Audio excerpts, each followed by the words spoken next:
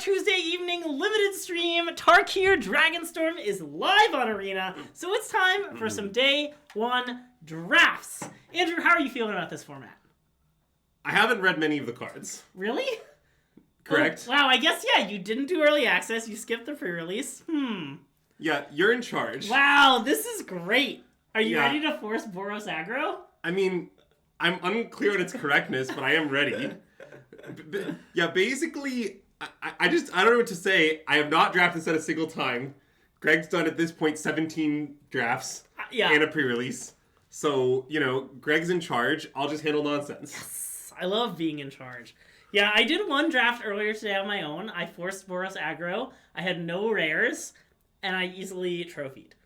And I lost a game where I really wasn't paying attention. I made some really bad plays. And then it worked out okay. Yeah. I don't know. I do think, okay.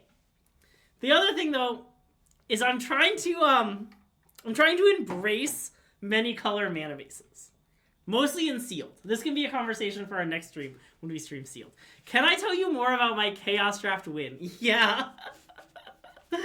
Alternatively, can we discuss the fact that Greg would order the drink special, or? Oh, the pink pony back at a gay club? I would definitely order that drink. Yeah. I bet it would be very good. Which really implies that it's just crushing its target demographic. Yeah. It is any drink special, so I'm very live to order it. Yeah, so I played this Chaos Draft, and it was a bit of a mess. But then in Pack 2, I opened the card, one with the multiverse. Yeah. Which is, it's Future Sight, except you can cast one free spell per turn. And there was a Go for the Throne in the pack, and I was like, I should take this, but, and to be clear, it costs 8. It costs 8, yeah. But I mean, to be fair, I think it's often true in Chaos Draft that really slow, clunky, powerful cards tend to be good. Definitely, yes. A classic example that all the readers will know. Yeah. Is the card Windbrisk Raptor.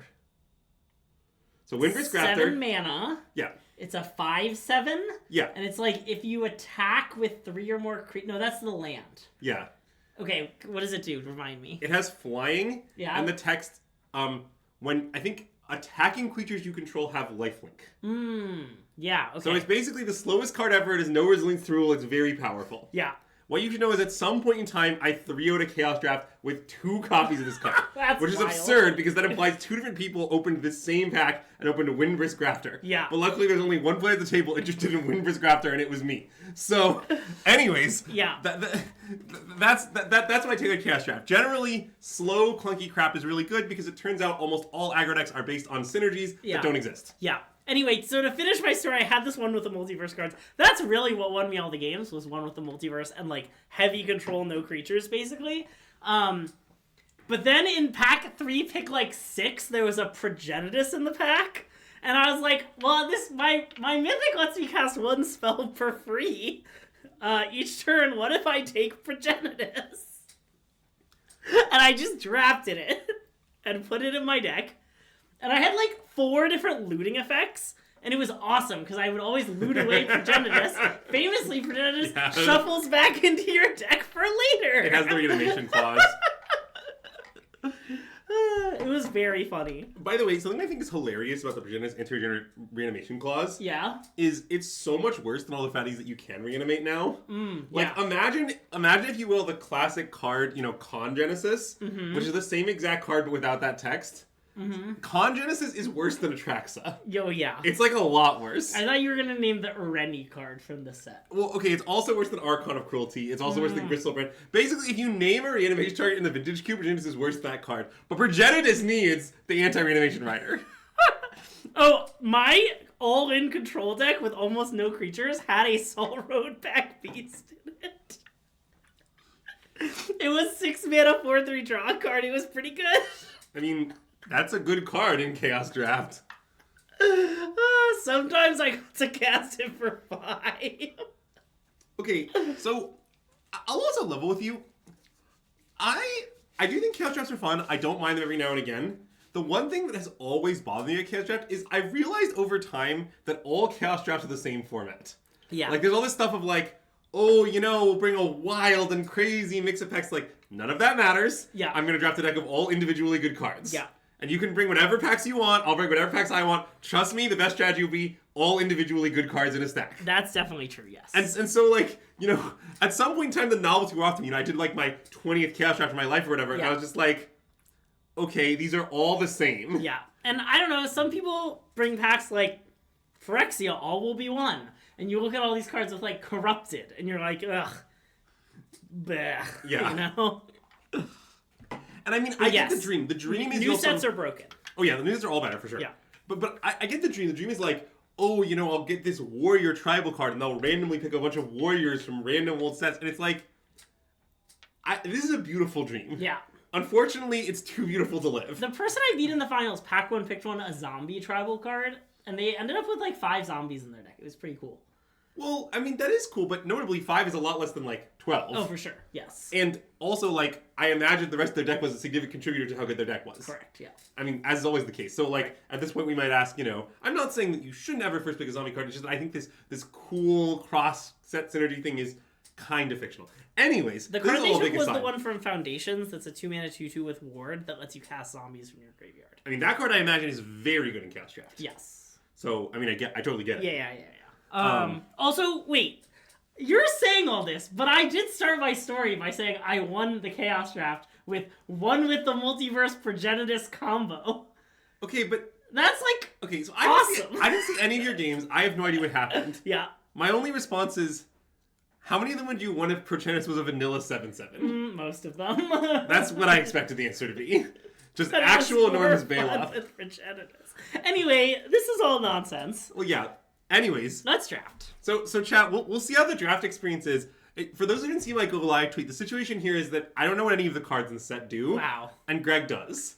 So I'm not really sure what's going to happen. This is a new dynamic. Yeah. But we'll see where the cards fall. Yeah. It's fine though. I'll read them as we go. Ooh, that is nice, lad. I do need to read them before Denver, though. So this is good preparation. Yeah. Oh.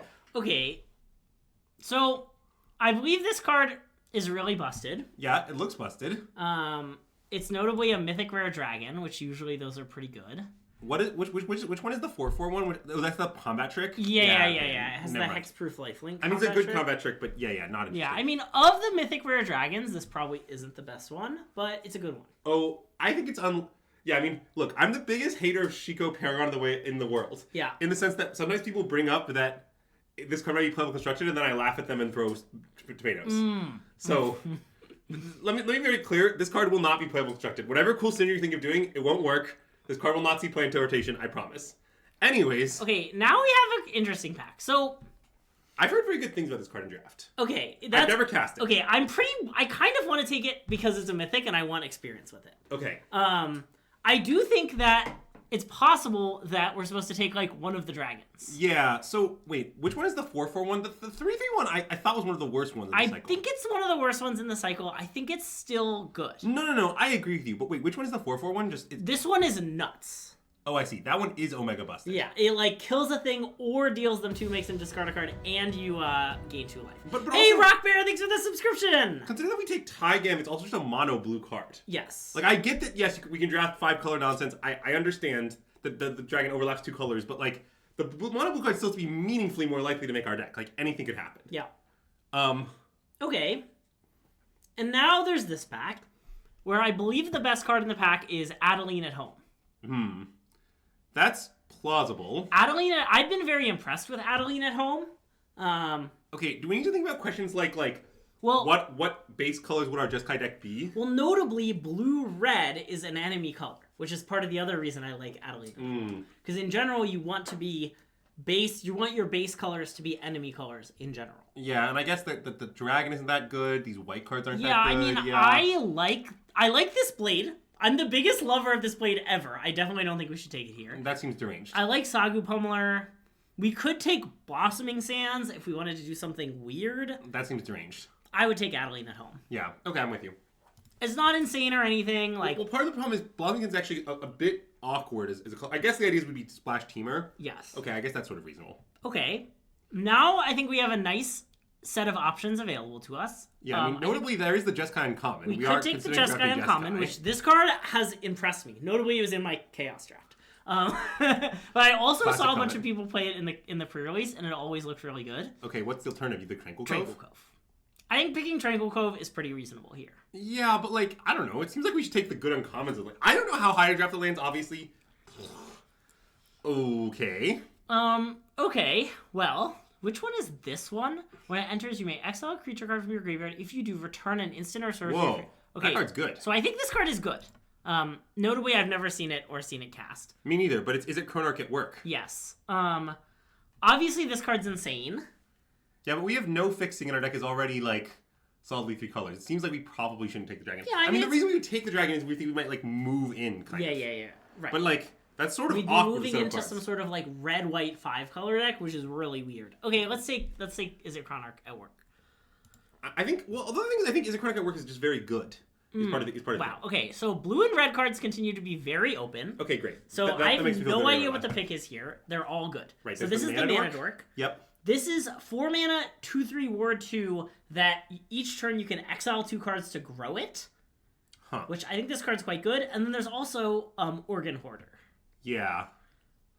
I want to take the red uncommon, I think. I would use my general heuristic, which is early in the format, take the cheaper card. Great heuristic. I think my guess is these 3 cards are kind of all around the same power level. No, I think that's probably true. Although I assume we don't want this card, but we could take it and like pay for 4 mana. This card kind of sucks. This card's like not even that good at 3 mana. I Okay. guess it's good at 3 mana, but okay. To be clear, I don't think the competition is too strong. I would guess. Yeah. So this pack's not that exciting. We could take Riverwalk Technique, another card that was in my Chaos draft. Fun fact: there are a couple Dragons of Tarkir packs. This is a really good 2-drop. I think it's one of the best aggressive 2-drops in the that's format. what I assume we would take. I guess our deck might not be aggressive. Yeah, it's not looking that aggressive, but I think we should take it. I think the other pick is Temur Monument. I think it would be pretty reasonable. Yeah, I have no sense of how I'm supposed to pick the monuments yet. That could easily be the pick. I have no clue. Yeah, let's take Shock Brigade. Also, I love Shock. regarding the classic heuristic Griffin Jackson that matters, I'll get to that. So let's take Swiftwater Cliffs. Yeah, I mean the Quench is fine. We're gonna slam this Swiftwater Cliffs though. Okay, I mean the Bounce guy is fine. I would like to slam Cliffs. another. This is Swiftwater ridiculous. Cliffs. Take Cliffs. I don't know what we're talking about here. I'm pretty down for another Shock Brigade, honestly. Yeah, I mean, this is putting us in a bit of a weird space because I don't know how many like mobilized payoffs are actually in Jeskai, but we'll figure it out. I think this is also just a good aggressive card. Like, sure. I think we should take the on-color card. It's not that good. But... Okay. Okay, so we can curve. You need to be slightly made fun of for that comment. So excuse me while I slightly make fun of you. Yeah. The claim that bombs are a high priority is sort of like the claim water is wet. Like, what formats would you say bombs are a low priority? Okay, I think this card is like just bad. Okay, great. But it is on color. Love cards that are we just could bad. take this 2-drop, which I kind of like, but Okay, whatever. I don't wait, think so read the comment Griffin Jackson that matters. So what you know about this is, so the Twins have 2 good relievers, Griffin Jax and Duran, also known as the Durantula. And what you should know is the Twins act like Duran is their strongest player by far, and he has much better intro music, and I like Duran a lot. But also what you should know is Jax has better stats, is my understanding. Is the sabermetrics like Jax? Yeah. So, in other words, use Jax when it matters might be a good strategy. Let's move on. Okay. So here's this pack. By miles, the best card is this black rare. The black rare is insanely good. It is double black, but it's totally insane. Well, yeah, but even 4 mana 4/4 ward discard a card. This card I think is not that good, but we do have 3 mobilize cards, and it is a nice mobilize payoff. I kind of think we're supposed to take this and stay on color. I don't really want to take the dragon. Okay. Sure, look, I agree with the statement fortified color piles are extremely dual in this format, but it also doesn't look like we're drafting one. Yes. That's my response to that. Like, I think that the claim that they're very doable is true, but like, you have to live in the world that we're in. Okay. Speaking of cards where Greg is the #1 lover of them in the world, we can talk about Sun Pearl Kirin. What are we gonna do with it? Not play it. I think we should take either Molten Exhale or Windscarred Crag. I assume we should take Molten Exhale. I want to take Molten Exhale. We're looking like a deck that's too close to the Light Splash. Those decks don't need that much fixing. Yep. And we have 2 Swiftwater Cliffs already, so I would take that. Yep. I mean, probably the card would have to be a lot worse than Molten Exhale for us to take the land, though. And I think land's not far off. Yeah. Molten Exhale is nice, though. Well, like, we would splash a white card that's good enough. The claim ranking is that Kieran is good, but not good enough to justify the splash over multi-escalate, which I think is true. But, like, there is an actual claim being made. Okay, so now we have this pack. Which one is that white uncommon? Oh, it's pretty good. It brings back a thing with mana value 2 or less, and then when it flurries, you tap a thing. I've been super impressed by this card. Maybe we should take it and splash it. I also have liked the Tiger. Tiger seems good. I'm not sure if this is a tigery deck. There's also a Dragon Spray. There's also another Shock Brigade. I agree with let's take the Bodyguard. And the Bodyguard seems really good to me. And mostly because, okay, flurry tap a thing like, that's not flavor text. Yeah. Oh, like, yes. that's a fucked up ability. Yes. I mean, obviously, I'm aware that flurry is hard to trigger. I understand all these things. But, like, if you're consistently triggering it, like, that's fucked.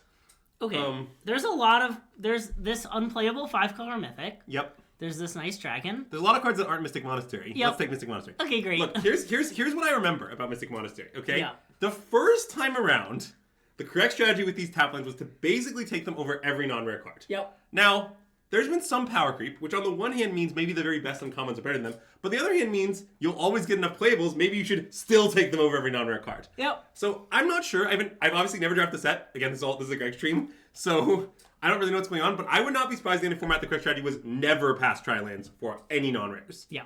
But anyways. Okay, this pack kind of sucks. Sure does. There's Quench, which we should probably take. Classic Quench. We could also take, I don't know, 6 mana kill spell. Oh, God. Which one is the Dancers? I guess that card's really, really far up color. Okay. It's really... I mean, we could take it for the collection. No. I mean, we're not going to play I think we might play Quench. I guess Quench is really bad in our multiple flurry. We're not going to play this Quench, but I don't know. Okay, well, I kind of think we should take another Jeskai Brushmaster. Yeah, which one is that 2/3 again? God, everybody loves this card. I think it's... So one target non-creature... It doesn't seem that great to me. It's fine. Well, okay, see... I think they did a really good job on this cycle. Shout out to Ben Whites. Oh, sorry, Abe. I'm supposed to shout out Abe. Shout out Abe Corrigan. Yeah, this cycle they did a really good job of making them all like good for 3 and kind of bad for 4. Yeah. Okay, so this card is a payoff for something we're not doing. Yeah, land. Okay, great. I had some comment on all this. I was very insightful. I'll let you know when I remember it. Okay, I think we're supposed to take this card over the bad 2-drop. We have just plenty of 2-drops in our deck. This is just 5 mana War. I don't know if it's going to end up making our deck. I sort of think I'm leaning towards playing it right now, but it's far from guaranteed. Let's take Riverwalk Technique, I think. Sure. I do want... Sorry, that's the Griptide? Yeah. Griptide or Negate. Which I think is a great... It's a great design, but the rate is just... it doesn't matter. Okay, I mean, we're not going to play this card, but I'm very this card curious and sealed. I suspect in sealed, it's gonna have a good time. Yeah. But yeah, it doesn't look like it's gonna make our deck. You should take the land now, right? It's free. Oh, yeah. I will say I love this card. It's another card that I'm the biggest fan of. We're not going to splash it. It's been our only white. Definitely not going to splash it. Huh. How big of a believer in Humbling Elder are you? Well, I don't know. I mean, the last time this card was printed, it was pretty decent. I think we should take it. I think it might be good. Yeah. And okay, we can take a Rescue Leopard. Well, I guess we already have a Rescue Leopard, but we'll take it. You know what they say, Greg? Rescue Leopards get lonely if you don't have a pair. There are 2 3-mana 4-power creatures that loot. Wait, the Rescue Leopard's kind of nice. Oh, wow. Okay. So I think that card's good. I think this card's good too. I think we should take it. There is a Jeskai Monument, which is obviously quite good. Well, yeah, I mean, if this card weren't here, we would take that for sure. But I definitely think we should take this. I mean, it's a rare. I've never cast it. Notably, I've never cast any card in the set. But I also haven't cast this one. But what I have heard on the grapevine is that it's totally messed up. Yeah.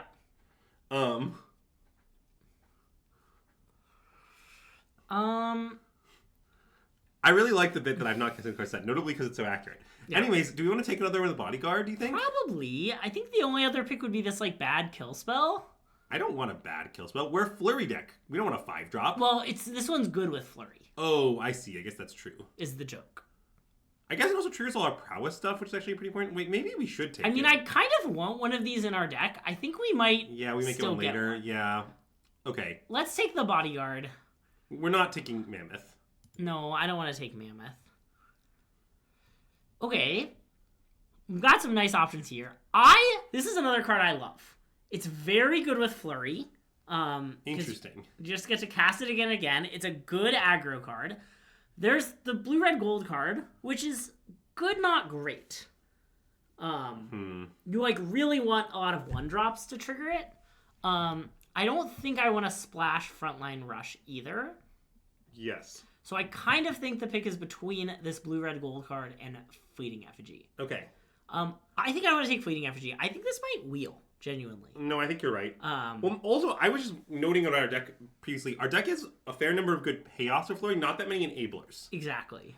Oh, okay, wait. So I've been told Bewildering Blizzard is very good. Yes. I mean, we're not really a Bewildering Blizzard deck. I want to take it anyway. I'm not yet sure I accept the concept. I don't think it is a real concept. Okay. I love this card. I think we should take Constrictor Sage. It's not super on game plan, but it's just a very powerful card. Okay, wait, can I read the other card? Sorry? The other card I know what it does. Okay, it's a 3-mana 3/3 that flurries to deal them 2 and you gain 2. Oh, it's face? Yeah. Come on, man. In 2025, we can't target creatures with this thing? I mean, there's also this card, which probably just sucks. My suspicion that card's not playable. I mean, I've never cast it, like many cards. But I don't believe it's a playable. Yeah. Wow. Breaching Dragons, don't you say? Okay, I guess we're not there at all. I think I want to take Tranquil Cove. I think the other pick is the Tormenting Voice or Dragon. There's no way we're taking that over Tranquil Cove. Oh, wait, there's Jeskai Monument. Oh. Jeskai never Monument. mind. Let's take Jeskai Slam Monument. Jeskai Monument. Sorry. Yeah. We obviously didn't see Jeskai Monument. I somehow thought it was a Teamer Monument, to be honest. Yeah. That made me not want it as much. We're not going to play any of the cards we take from this pack. I agree. Third Rescue Livers.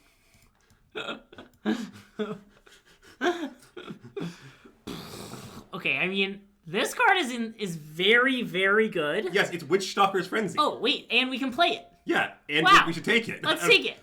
I was forgot wondering where we you were gonna going play. with that, but like... Okay, well, I was hoping this would happen. The other Jeskai Monument wheeled. Well, we have a lot of This card might be good in our deck, but we're going to take it. Okay. It's okay. We have a few bad cards. Here, it wheeled. Okay, great. I sort of don't think we will, but maybe we will. Yeah. Okay, wait, sorry. Which one is the Jeskai Monument again? It makes birds. Makes birds? All right. I see. Yeah. It's not that good, but I think it's like, I mean, we're in its colors. Yeah.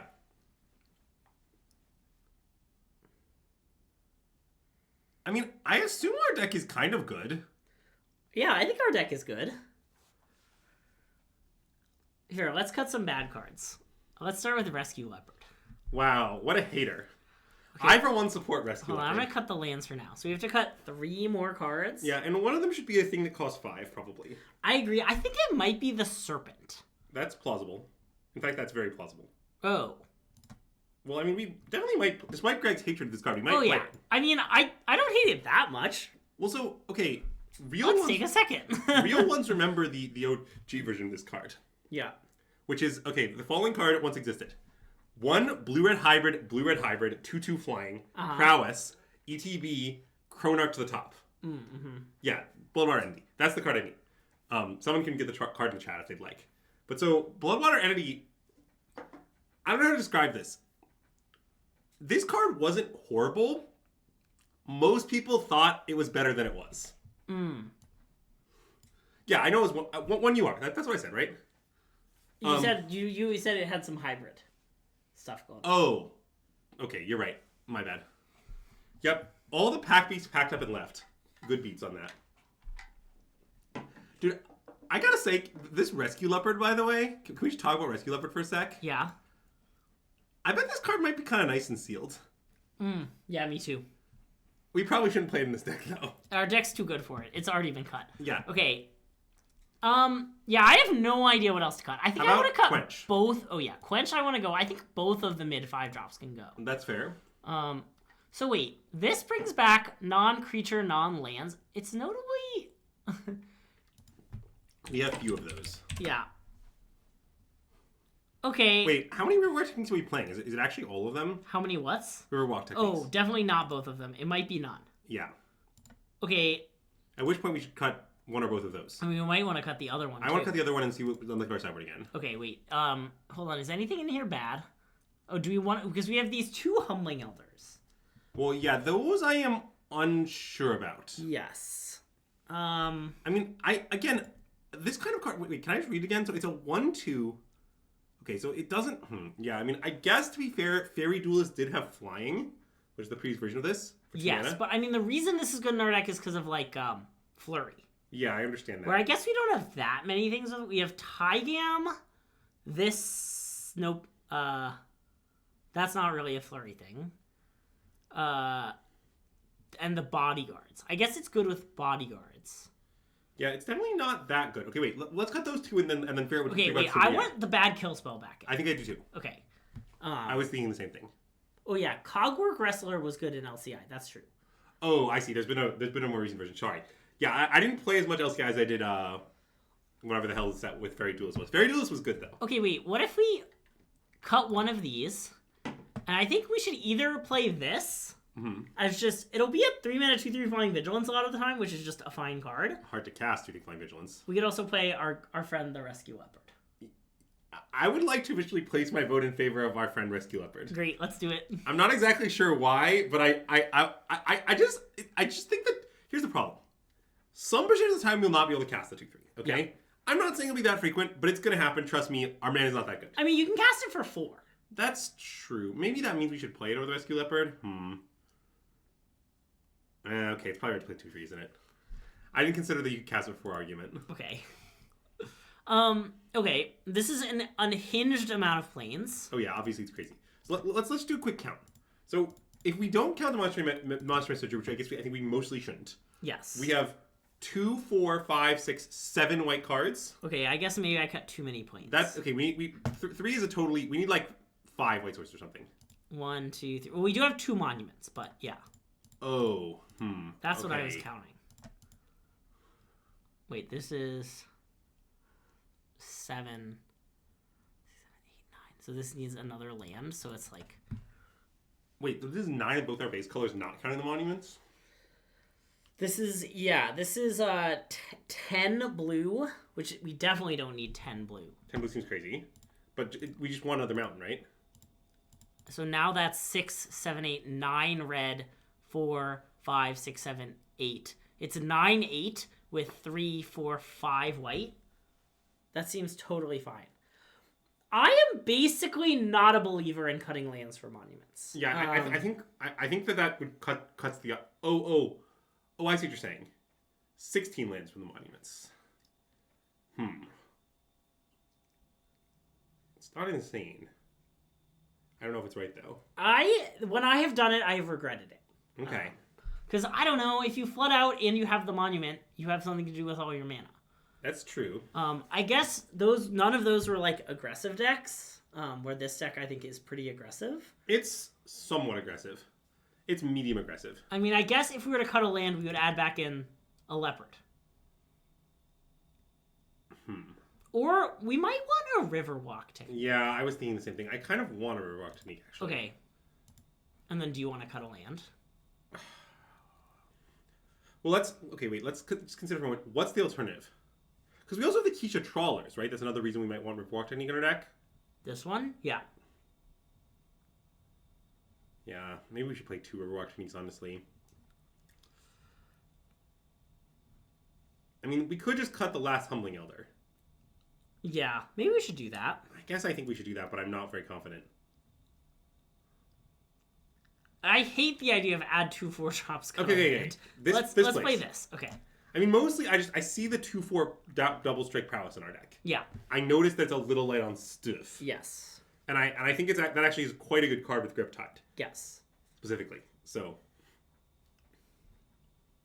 Wow. It's a hand with no flaws. Great hand. We got Chatelaine. We got... Karizev into Chatelaine, as chat said. I was trying to think of a more ridiculous description of Shock Brigade, but yeah, Karizev works. I feel like it's hard to be more hyperbolic than calling it Karizev. Oh, I was going to maybe refer to it as a card that made the token permanently, but Like, okay, wait, chat, bear with me. What's the name of the raid goblin that makes a 1/1 that sticks around? Seer or something. Oh yeah, it's Seer, Slicer, Goblin, and Chatteling. Yeah. Okay. I want to be on Curve. Curve. Cool.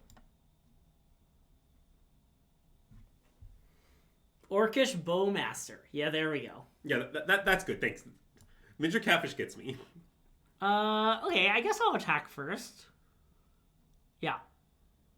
Given that it's not actually Chatteling. Yeah. I would play it first, though, and then in paper I would just make an extra token. Yeah. And then also I wouldn't sacrifice that token. Yeah. And then also I wouldn't have one I attack with it either. Yeah. Basically what I'm saying is I would put the card Chatteling physically on top of it. Okay. Well, we probably just want to play this, I think.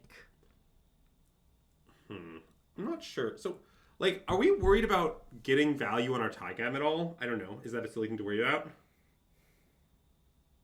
I mean, it's nice that, like, we'll want to trigger this, and maybe at some point later we can go Tygam into another spell. Okay, that's like, true. get value on Tygam. This card is a front half, right? That we're just not getting value out of? Yes. Like, I don't know. It's sort of like if you wait, like, if we played Mystic Monastery, attack, pass, then next turn we could potentially draw a spell and go Tygam spell, and then maybe later get back, and then the Tygam might die, we get it back. I think we should just play this. I think it's too cute. I think... You might be right, I'm not sure. It seems quite close to me. It just seems unlikely that Shock Brigade is going to die. The creature I'm trying to protect is Tygam. Yeah. Who I think is quite likely to die. I mean, it might still be wrong, but just to be clear. No, I understand. The point of playing Tygam is so that they kill Tygam. Yes.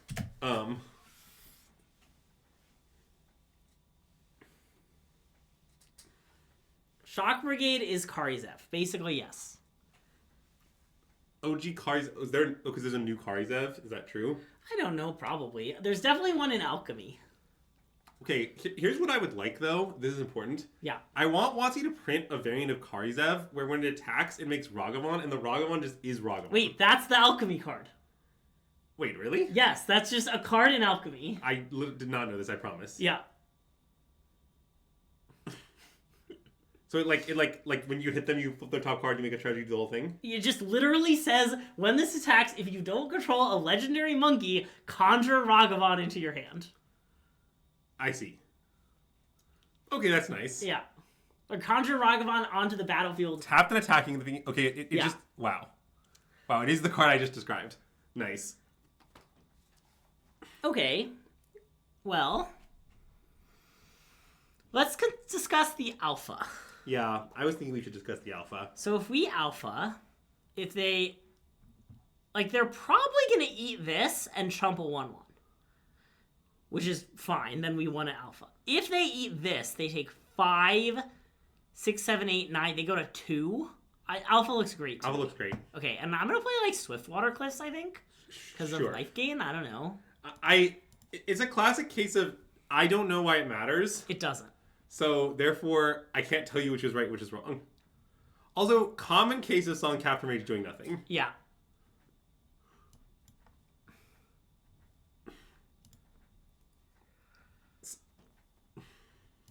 Wow, it even removed a card from the flashback means they can't grow their thing. That's kind of funny.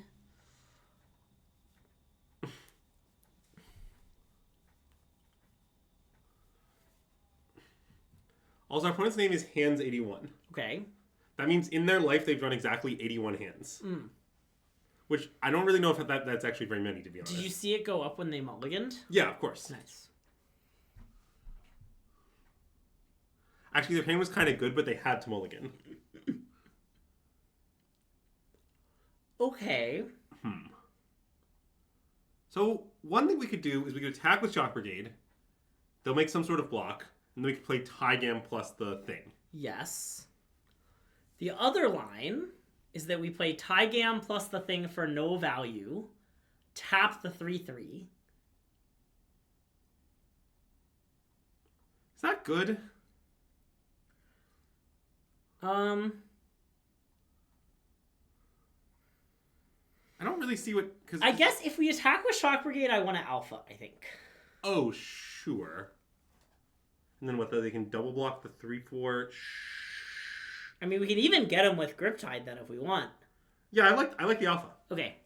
I don't think tapping the 3/3 is that impressive is the issue. Yeah, you're right.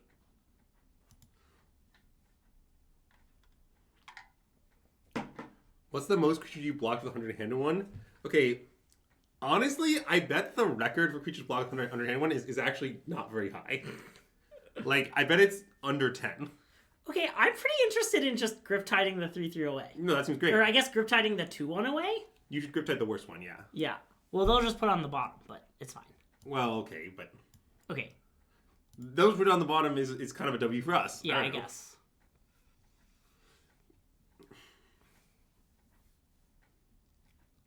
Okay, well, we successfully got him and hit for 1 point. Nice. But Very now the Sculptor will get a single counter. You know, I gotta say, this was not a great outing for the Aegis Sculptor. Although it doesn't seem like opponent's deck is that good at supporting it. Yeah. I mean, okay, they had the thing that triggers when things, like, leave the graveyard, so... They just haven't enabled it all yet. Yeah. Like, Delve is not a mechanic that you can just kind of do. Yeah. I think this card's still pretty... I don't know, it's like... If it gets one counter, it's clearly a good card. I like the question why a block if someone has made it for tokens and saves no damage. See, they milled 3 cards with their thing. Oh wow, look, it's Armored Scob at work.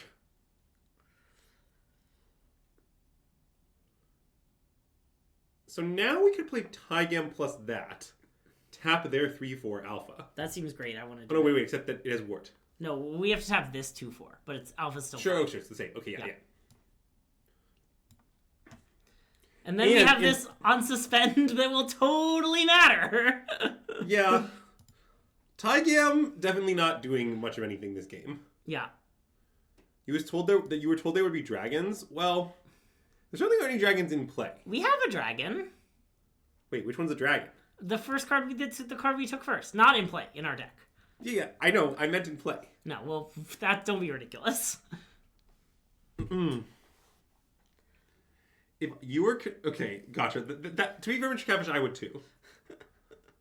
But only Clum specifically, not anyone else. Also, I like the proposal to play 100-handed one in Modern to deal with the Ocelot Pride tokens. That's a good suggestion.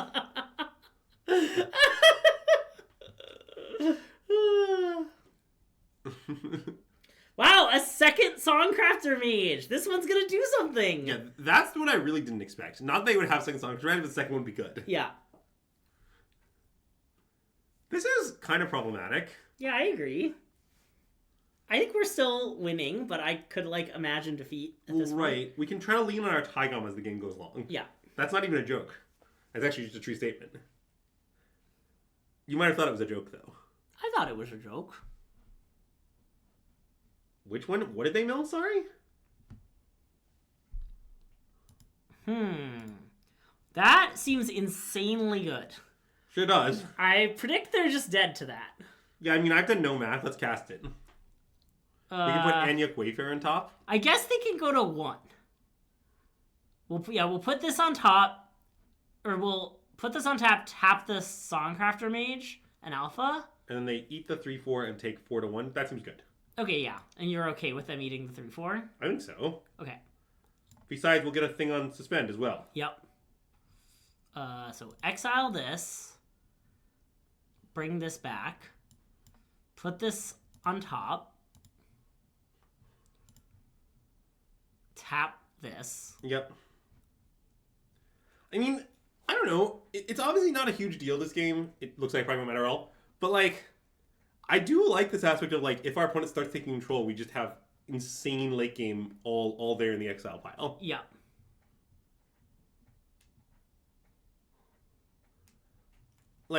In versions of this, I can imagine versions of this game where that's very relevant, but yeah. I don't know if this is... I don't know. I predict we won't have good attacks next turn. Yeah, I guess that's probably true. I still don't know what their flashback card does, though. Just FYI. It's shock. What's the front half? Shock. Oh, it's the firebolt. Okay, sorry. Also, their flyer is very large. I mean, it's not attacking anytime soon, but it is very large. Also, Tygam is dead. Yes. Long live Tygam.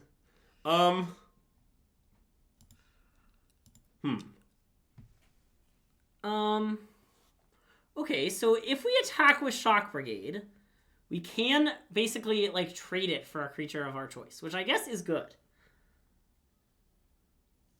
We could also attack with everyone. They just have a 2/1 indestructible, which is a little awkward. Oh, I see. So you're saying they just eat the 3/2. Oh wait. Are they dead if we attack with everyone? Yes. This has menace. They need 4 blockers, but they're just dead. They're dead. Wow, nice. Classic tank, you're dead. We learned from the best, by which I mean Max McVitie. Max McVitie would have tanked 30 seconds longer before attacking for lethal. I just want to be clear about that. He would have complained why we're in such a rush, you know?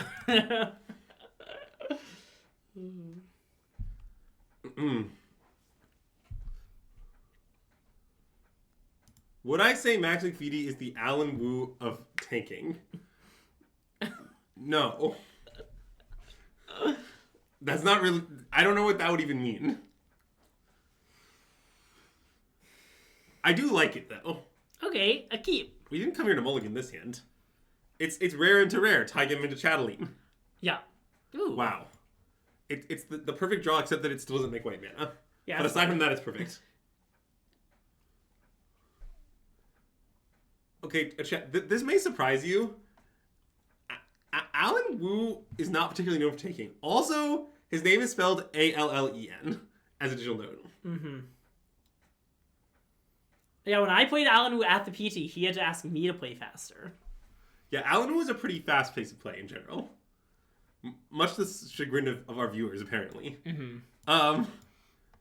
No, you're allowed to make people wait for your stack amateur. Dude, the Moto interface is so bad. Can we be clear about how the Moto interface for stacking amateurs with you multiple amits is like, it's hellish. Like, you gotta think about it. This is a little bad. I mean, we have the bodyguard. Someday we'll be able to cast it. Yes. Oh, right, because it gets back Taiga. Yeah. I'm pretty scared of this card. Yeah, we can put it on top. I think I might want to put it on top. If you're doing that, should we main phase it? No, because I don't want them to draw. I want to, like, draw step. Oh, draw step it. Sure, Yeah. That's fair. I mean, I guess we're dressing, we can wait till combat. There's no reason not to. Okay. But, because the only point of doing it early is that we, prevent some sort of instant that might save it. But, like, they've already drawn their card, that doesn't matter. True. I see. You're saying the Alan Wu of tanking is someone who does not tank. Classic. Okay, that's fine, honestly. I'm just going to do it right now. Yeah, I mean, we should definitely do it right now. I guess I would also like to state that I think it's not that fine. Yeah, we're losing.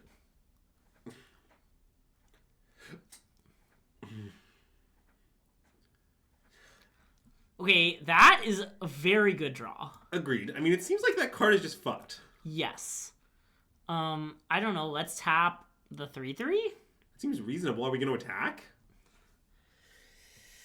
Is it good to attack? We trade our thing for, like, maybe They're it is two just worse things. Yeah. But that maybe is good.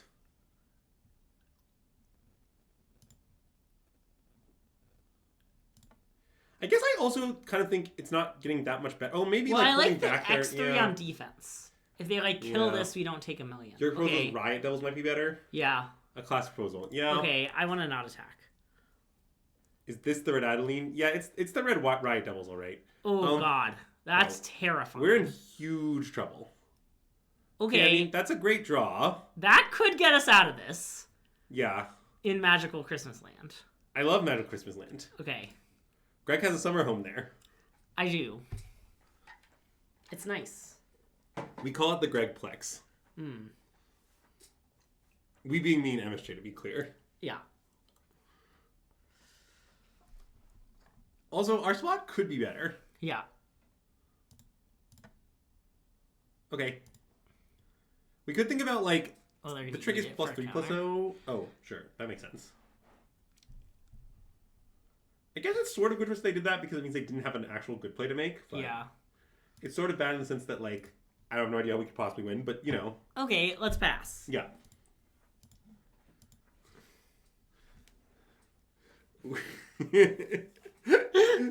it's a great quote. Yeah.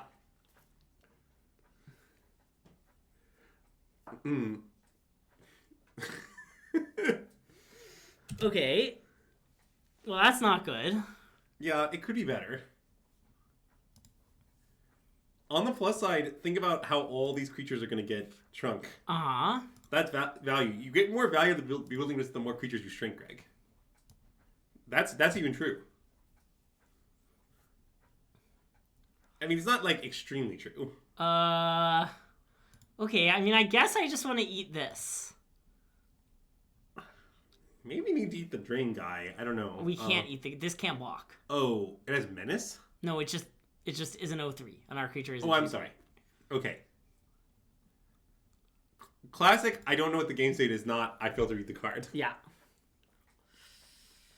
Honestly, so far, I haven't had to read as many cards as I expected to. Yeah. Only most of them. Boy, we are real dead, as an additional note. I can imagine victory. Your imagination is quite active. Thank you. So, like, is your plan to play Just Climb on you in here? Yes. Alright. It's kind of a good plan. Okay. Now... I mean, I imagine we should cast a white spell of some persuasion. Yes. I mean, the question is, like... Should we cast this, getting back the fog, with the plan to stasis snare for a few damage? So stasis snare a thing. I mean, that exiles Tygam, though? I don't care. Tygam... I care a little. I mean, playing the 300 getting back Tygam is the other line, right? And you just maybe Tygam will give us a thing in 5 turns. No. The point is that it's 2 creatures. Yeah, I see. Oh, but, I mean, the 3/2 plus status snare is just better, right? Yeah, okay, we can make your play. Oh my god. Oh my god. It's because Arena doesn't know about Witch Doctor's Frenzy. Can you register some concerns? Yeah, you can register them. I wouldn't want your concerns to go unregistered. You don't want to play the Fleeting Effigy? Nope. What if they only attack with 3 creatures? That is true, but it would be pretty funny.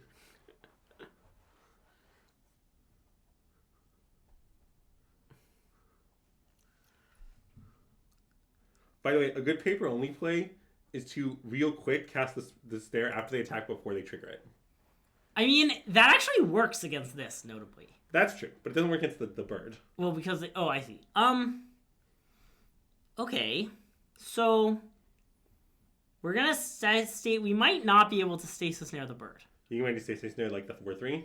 Yeah, I guess let's go to blocks, huh? Okay. Like, okay, this can block here. They can sack 2 things to let it survive, but that's okay. And then this, eat a token? Eat a token. Then we take 4, 8, 9. This does kill us, so we'll need to stasis snare something big. So, okay, I mean, then they will get to eat our thing if they want. Yeah. To. Maybe we should have the 4/4 block the 4/3. Eat a token and then just kill the guy that grows. Okay, I like that. Things like the guy that grows maybe is a huge problem. Okay. Yeah. We are so dead. Yeah. We're not the most alive. Anything? Oh no, okay. It's maybe time for my favorite Ben Feingold quote.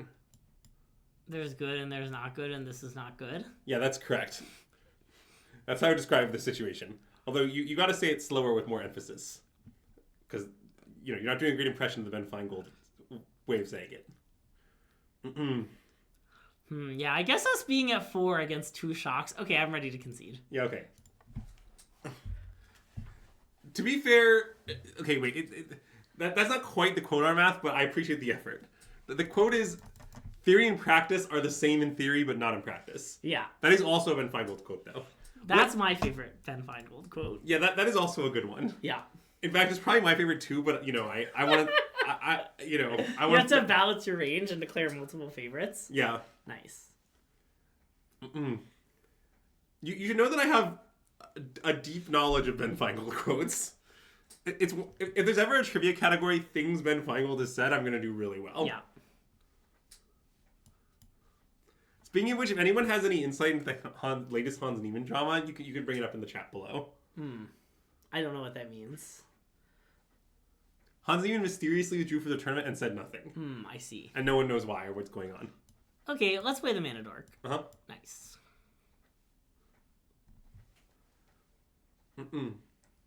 Also, be clear, Hans Niemann, this is noted person who probably cheats, Hans Niemann. I see. He's the origin of the incident. The incident. Yeah. The most prominent chess scandal of the last 20 years. Yeah. I believe I know what you're talking about. Yeah. Okay, let's play this. Yeah. You don't have any info, but you can lie convincingly? Wow, that the dream. These two cards are a little sad in combination, I would like to declare. Well, yeah, I mean, in general, the Grappler is weird because, like, it feels kind of like it's a flurry card, but it actually just does ask meaningful things for you. Yeah. Red Mana Dorks are cheating. Nope, we live in the future of red Mana Dorks. This is still cheating if the device contains no information. Is a nice one. Also, by the way, I love that this card is Sagu Pummeler. Why? It's a reference to Sagu Mauler. Oh, okay. Well, I got that. What more do you want? To attack with Just Guy Brushmaster?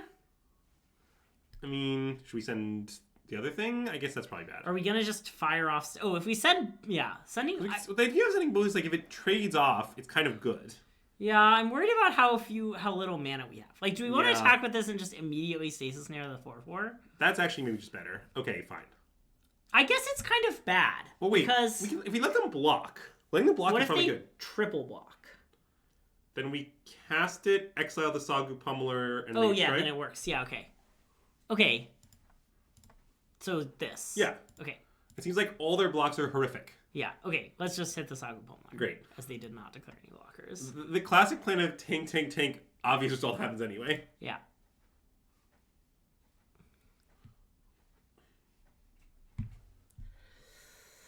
Is a Pummeler smaller than a Mauler? Yes, of course. Look, let me explain with my airtight proof. So imagine that you were given a choice by some celestial being. Would you rather be pummeled or mauled? Nobody is picking mauled. Everybody is picking pummeled. Pummeled is like the bully on the playground beat you up. Mauled is like you're in the hospital. All right? Like, it's very clear. It's extremely clear. It could never be more clear. I'm concerned. Because of Felithar? Any lands? Okay. Nice. Land is very good.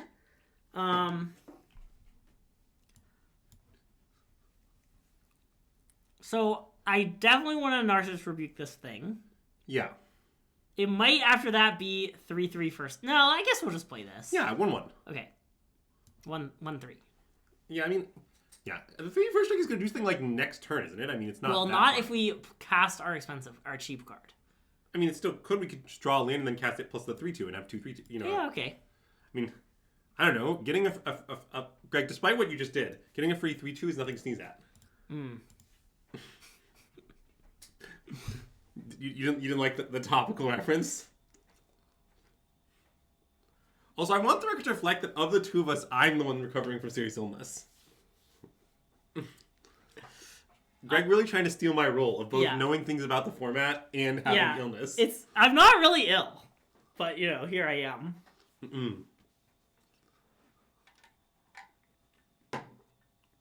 Darth Pummel probably doesn't even use a 2-sided lightsaber. Yeah, there you go.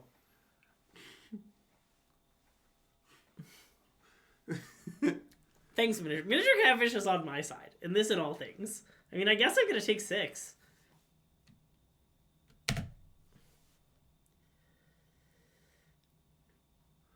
Will we both be in Denver? Yes.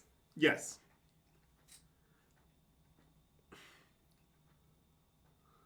Many stream people and stream adjacent people will be in Denver. Yeah, and Jason will even be there. Yeah. Jason is one of the stream adjacent people I had in mind. Okay. That was, I guess, kind of cool what they did.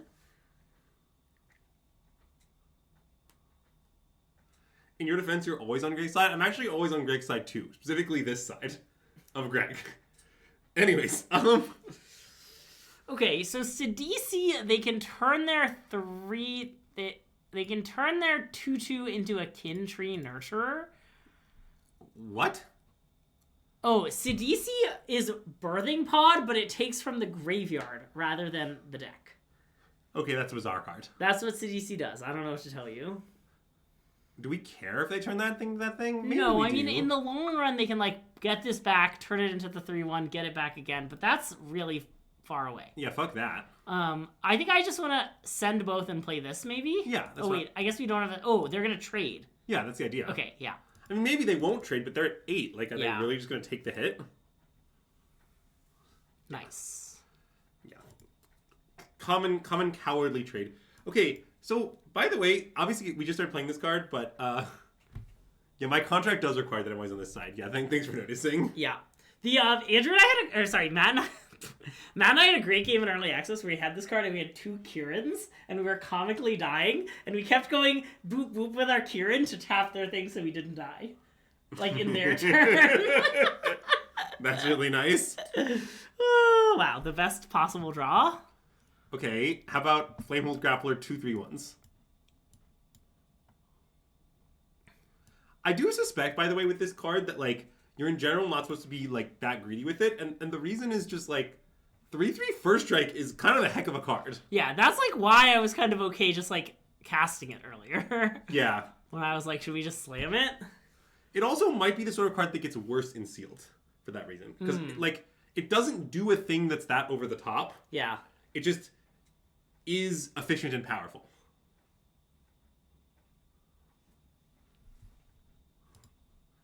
Yeah. A lot of cards suffering from chronic untapped disease. I'm hoping the CDC releases a good untapped disease vaccine this year with, like, the right mixture of stuff. But, you know, I have some concerns given the current administration. Okay, anyways, let's move on. So, yeah. I bet it's pretty good in sealed. I mean, it's obviously, like, what I'm saying here is not cut this card in sealed. Yeah. What I'm saying is more like, when you are considering what colors to be in your sealed pool, like, I think this card is not as much of a draw to Jeskai because I expect it to be worse there. That's my actual opinion. A Center for Disease aggro, that's nice. Okay. Yeah, I mean, it's sort of the worst kind I've ever seen, but I'd keep. I guess it's like 6 lands, but... I don't really know what our, like, plan is. Like, are we playing the Grappler on 3? Let's see how things develop. Hello.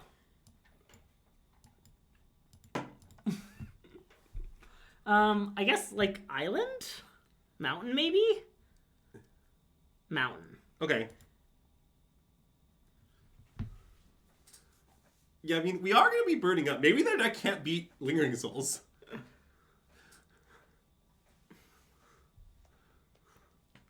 I guess I think we should slam it. Yeah. Sorry, I'm with you. I'm reading chat. Just to be clear, the innocence quote is really good. Some of our best quotes are just me accurately describing things that we do. And that's one of them. Some of our best quotes are miniature catfish accurately describing things that we do. Yeah, that's also true.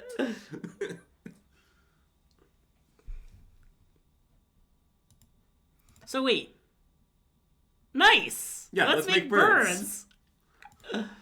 I mean, because you know what they say, Greg? 2 Jeskai Monuments really deserves a third.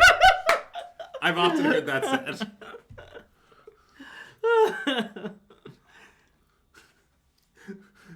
This is just so many Jeskai Monuments. Oh my god. Uh-oh. Yeah, that's a bit of a problem. It's nothing a horde of... Wow. Wait, so we can just attack with the birds now, right? Yeah, I mean, it is good to Narset's Rebuke this thing, because it would exile it. Oh. Like, I don't know, Narset's Rebuke it, play Jeskai Monument seems kind of good. Yeah, I guess my only concern about that is that the Boltcaster might never get a target. Because we're all birds. Maybe we should just attack. They might not block. I kind of think we should just attack, but okay, I'm not let's attack. confident. I'm just real worried about Boltcaster being bad. Maybe I'm too worried about it. But, like, I don't know. Maybe they'll put the counters on a thing, and then we'll kill that thing. Yeah, That's not okay, such a bad so we're going outcome. to do this and play the monument? Yeah. Okay. We could, like, hold the monument, and the idea is, like, more triggers later, but I think we should just play it. No, we're going to make birds next turn. At least maybe.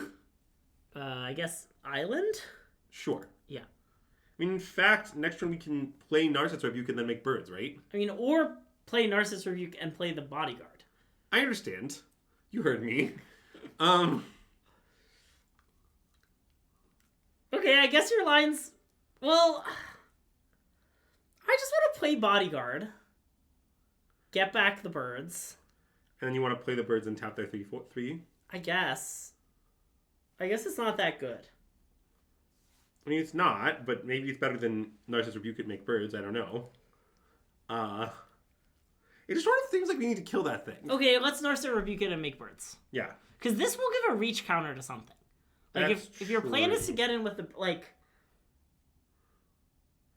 So you're saying you'd rather rebuke whatever they put the reach counter on? Is that true? Maybe not. Okay, let's rebuke it. I think the dragon is likely better, but it's kind of unclear for sure. Is there a rule when you play the Bodyguard you have to sing the song? Yep. I can't say I know what that means. Although I'd like to say we got punished. Do you want to do this? Yeah. Okay. You want to not attack because of them trading? Yeah.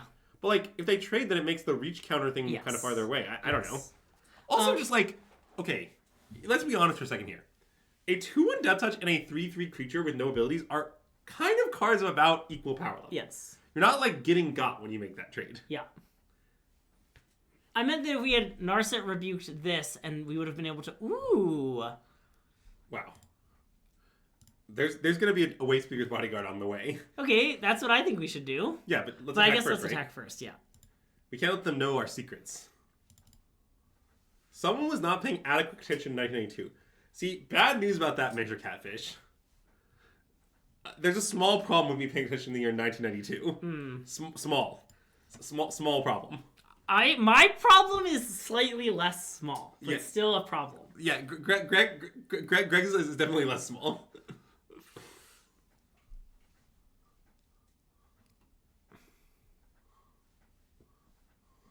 This card's so weird. What, Tygam? Yeah.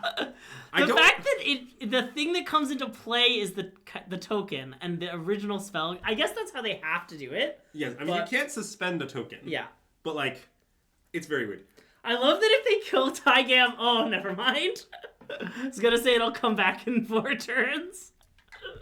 But nope, we're going to get more birds. No. Birds all the way. Like, I like the idea of this game that we're just like, do you think we can do something other than make birds? And it's like, no. More birds.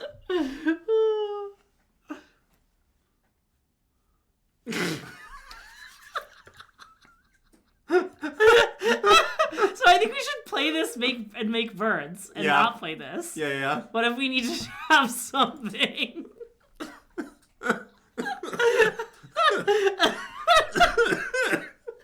This game is so funny. Planes, I guess. I don't know. Caw!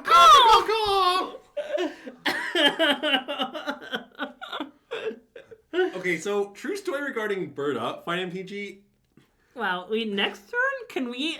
No, we can't play and make birds. Yeah, not quite. Despite the fact that we have so many lands.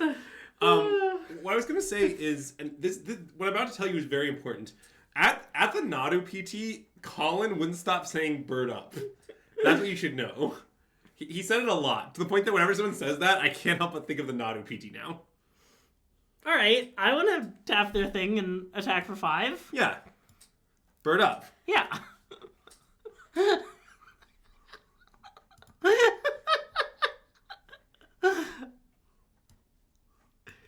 How does our opponent have so much life? That's what I want to know. It's because they keep playing Sagu Wildlings. Yeah, I guess that's true. I don't know, Island. We're gonna play the tap land. Yeah, of course. Leaving 2 lands revealed, we'll play Saltwater Cliffs.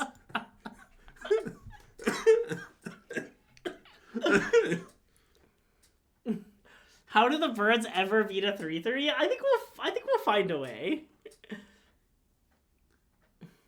Okay, I mean, I love that in the sense that it's still only one blocker. Agreed. Also, the other bodyguard is almost here. I want to be clear. I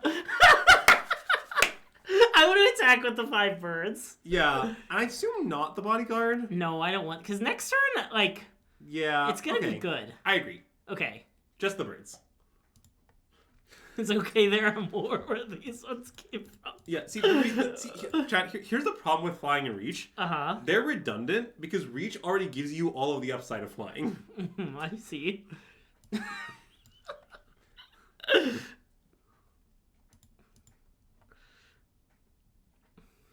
This game is just an absolute masterpiece.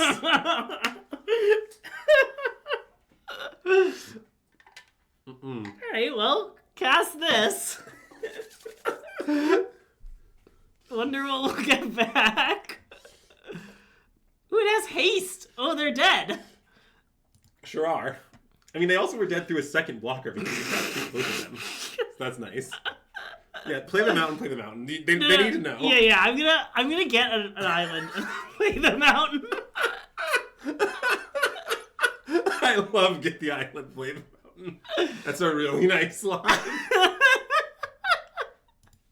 Also, we need more birds. Yeah, I mean, they might have the everything shrinks and draw 3 cards. Oh, that would be very bad. Nope.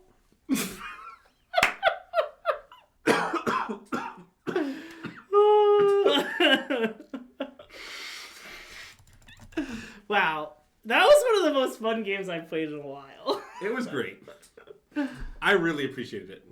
Wow, I forgot we had this mythic. Yeah, do you think we'll ever draw it, or?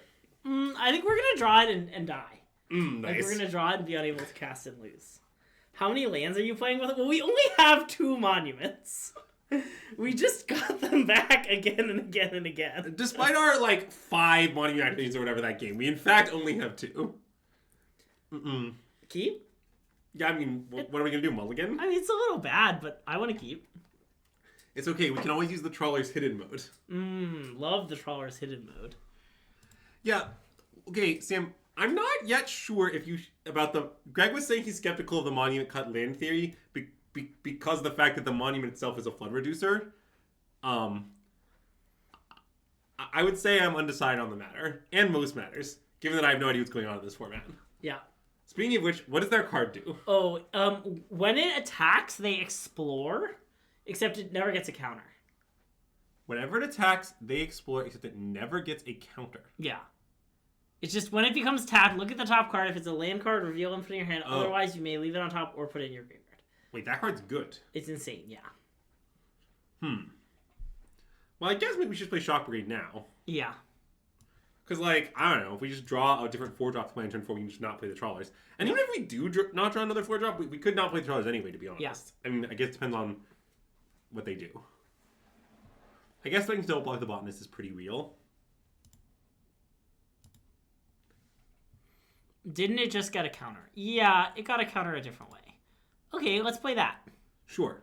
Even though it doesn't double block the Botanist. Maybe we shouldn't play it. Maybe we should just play the Trawlers. Oh, and chill. Maybe we should chill on it. We have the Blizzard.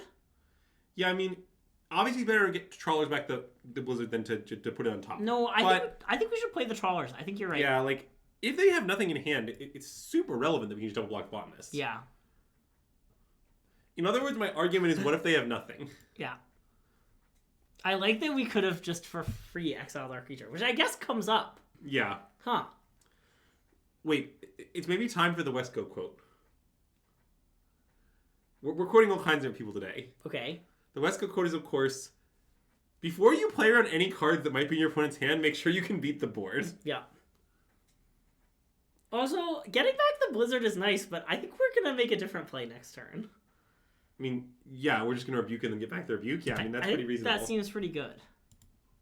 Yeah, I'm pretty down. Okay, I want to do it. Okay. What do you think Narset is rebuking the Botanist for? Scouring the Barrens, probably? Yeah.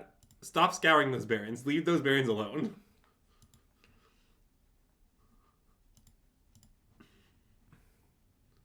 Too much botany. Good point. The Bewildering Blizzard will be good later, don't worry. I mean, I'm definitely not worried about that. What are you worried about?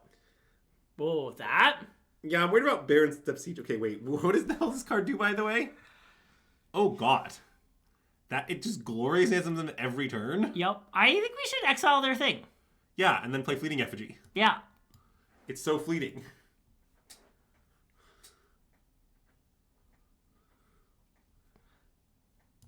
Yeah, Broker's Ascendancy is an extremely good card. I mean, it definitely was better for some contextual reasons to that format, but like, mostly Broker's Ascendancy is very good.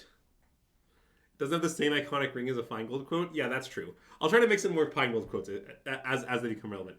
One of the problems is that some of them don't really apply very well to Magic. I want to play this. Yeah, me too. Attack. It pumps. Yeah. This card rules. I see the line. It's a good line. So, at this point, I need to discuss some important lore. So, as many know, I've often referred to Fleeting Distraction as Cantrip Terminate. Yeah. A very accurate and in no way hyperbolic description. In no way. So, given that, what should we refer to Fleeting Effigy as? How do you feel about Lightning Skelemental? Okay. Wait, I would like to call it Goblin Guide with Upside. Nice. I like Goblin Guide with Upside. Well, our creature doesn't have any counters. That's for sure. Okay. So what's the ward? Pay 2 life? Deal. Yeah, let's pay 2 life. Okay.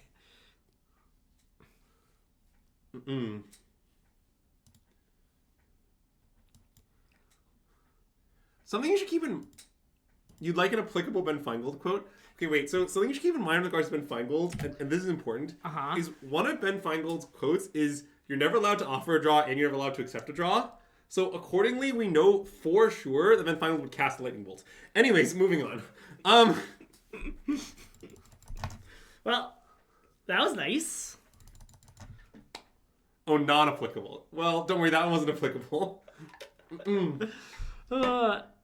Can I share my funny story that I shared with you earlier in the stream? Yeah, you can. Friend of the stream, B-Wells, sent me a message informing me that their opponent cast the Shock in the set, the one with flashback, the Firebolt card, to kill creatures, and they did it twice when B-Wells was at 1 life, and then B-Wells the next turn drew Shock and used it to kill them. And I claimed that their opponent was worried that it wouldn't be ethical to Shock to kill Brian. And I don't think Brian got the joke, because I don't think he was up on the drama. Yeah. This hand's kind of close. I agree. See, what I'll say for this hand is, it does have... The upside is there. Yeah.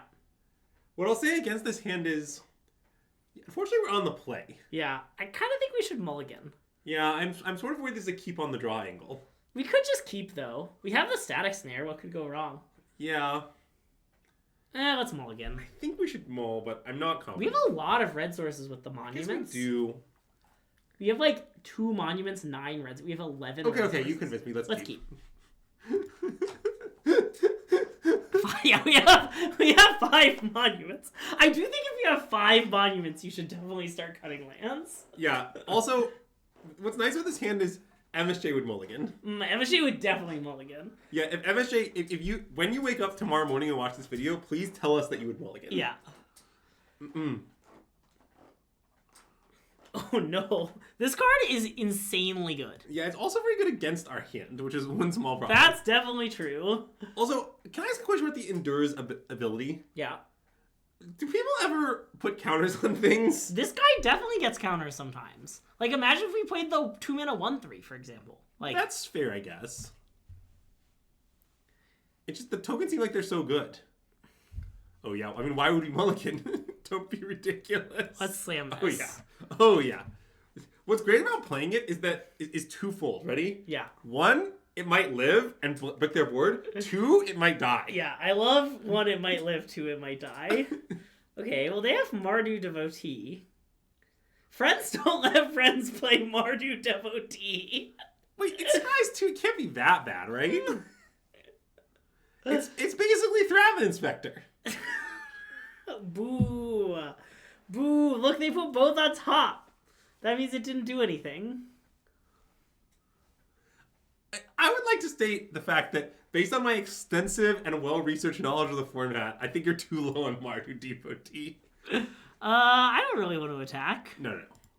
Notably, we can't cast spells during their turn. Yeah, I did note that it is a small problem for Static Snare, but we'll figure it out. I'm not too worried about Static Snare. Ooh, wow. All right, Camel online. Okay, our opponent's deck is sweet. I wonder if it's mono white. I kind of doubt it. I mean, I assume Mardu Devotee isn't in their mono white deck, but Maybe they were too low on playables. Some have claimed it's Thraven Inspector. I mean, it's obviously Thraven Inspector, Greg. Look, let me explain the logic. It makes mana, which is kind of like playing Clue into land, and it draws your spells, which is kind of like when you flood and crack the Clue. Mm-hmm. Okay, I want to attack, I think, with just the 2/4.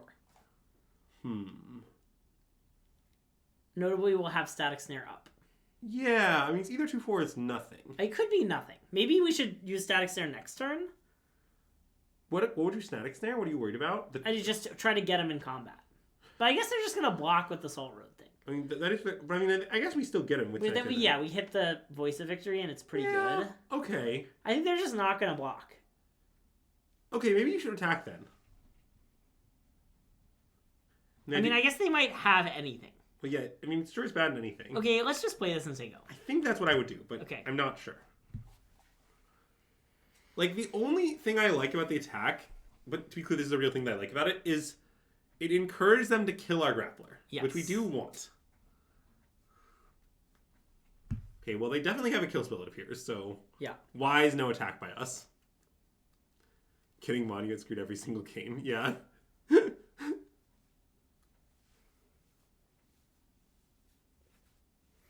Okay. Well, I mean, working as designed, I guess. I like that they killed that one for some reason.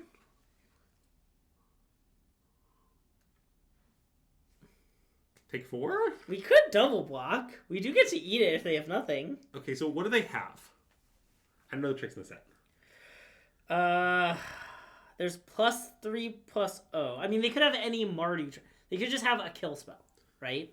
Oh, sure. And then they kill spell and then they trade, and then that is kind of bad for us. Oh, they have the Kieran? I mean, Kieran's fine. Yeah, I kind of want to double block, but I don't know. I kind of want to double block, I think. Most of those trick doesn't work. I mean, they need to have, like, you know, the... I mean, there's the uncommon that gives 2 things +2/+2. Sure, it could be like the dragon trick, right? Because +2/+2. Oh, yeah. That would be a disaster. I guess not that much of a disaster. No. I want to double block, I think. Nothing we've named seems like a disaster to me, so I would double block. Wow. Brilliant attack by us. I mean, brilliant block by us. Yeah, see, now, here's how you know it's Greg at the wheel, because I would have emoted nice. Anyways, wait, it makes 2 2/2s? Yeah. Dude, that card's fucked. Yeah. Okay, I want to attack with both, I think. Actually, maybe we shouldn't. Maybe we should just chill. Well, what are you planning to do this turn? Play this, get back this, play it. Okay, so given that's the plan, attacking with both isn't crazy. Now, if we attack with both, we kind of can't use Static Snare, because then... Well, unless they make some sort of, like, really all-in block. Yeah. But maybe it's fine just to attack with both, play our thing, get our thing. Okay, let's do it. Yeah. It seems reasonably okay to me. I don't know if it's correct. It could also right to send one of them. I don't know. But, like, the thing is, just, like, 2 enormous guys is really annoying. Okay, greatest attack of all time. That's what many are calling it. By the way, a good paper-only play here is you get back the thing, and then you just copy your Shiko real quick. Oh, yeah. I do love a nice real quick copy of the Shiko line. I like that we just have all our things are just Kai mana, you know? Uh-oh. Okay, that is terrifying, but I guess this still has first strike. Wow, that's a completely insane concession, but... But they were dead. We were gonna win, I think. Yeah. Given that they had the Butcher, I mean, I think the game was a fun. We're just gonna Static Snare it, I think. I guess that's true. We're gonna, like, Alpha and use Static Snare. Yeah, okay, maybe we're gonna win. Yeah. We might have been able to be like tap guy into alpha use static snare, even though the tap guy would have just been a 3/4. Yeah, I do appreciate the tap guy has 2 different abilities and still sometimes a 3/4. Yeah. Also, I like that our opponent's name is Norncross. And that they're Elish Norn? Okay. Great hand.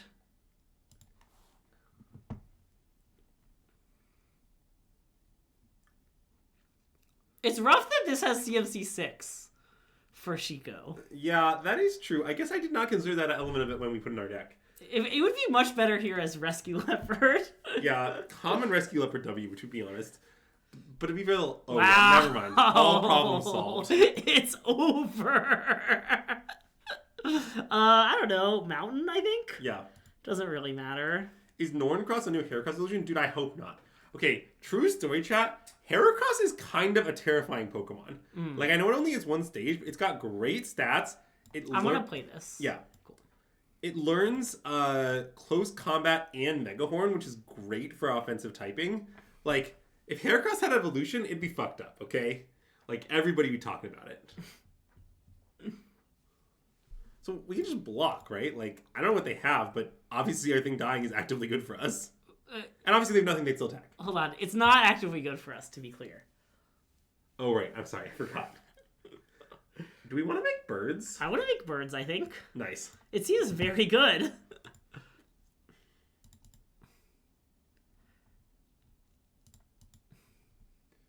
Marcy's Twin Claws. Why are we discussing Marcy's Twin Claws? Because we played the card that was like Marcy's Twin Claws. I see. We kept having 2/4 double strike where prowess didn't matter. Mega Heracross is kind of funky looking. I gotta level with you. So wait, their thing is the one that becomes indestructible when they eat things, right? It's basically aristocrat. Yeah. That's maybe a too deep cut for the Zoomers, but okay, let's take 3. Yeah, agreed.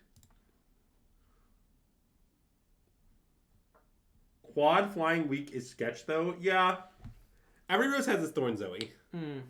Also, like, okay, I think it's often better to have like overlapping weaknesses as opposed to non-overlapping weaknesses, but that it's a little complicated. Can I be cheeky and attack for 2? With what? The Vigilance guy? Sure. Yes. Live your best life. They might take it.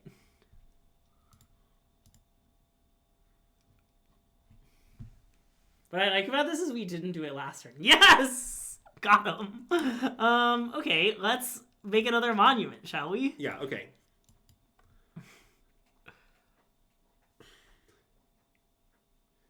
Look, if we learn one thing this draft is what you should do is cast Jeskai Monument as often as possible.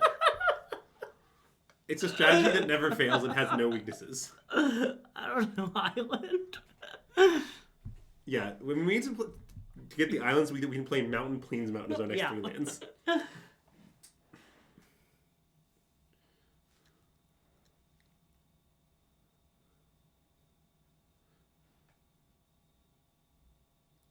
Oh, look, it's Greg's Invitational card. It looks kind of good here. Are we taking 6?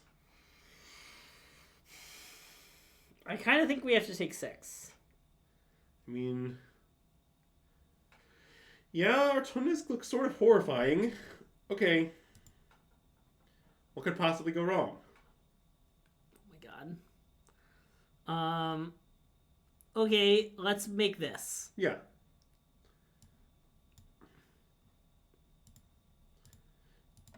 Yeah, I like all Vigilance creatures attack.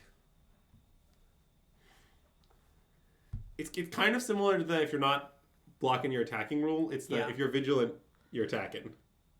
No, my invitational card in this set is very inconsistent.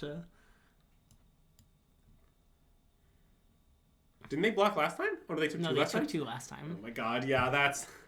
Opponent, get it together. Now, Sure. It's strategic. I would like to block the Brushmaster on the Rhino. I'm very interested. Yeah, that's my plan. But I press control because they might not attack now. Yeah.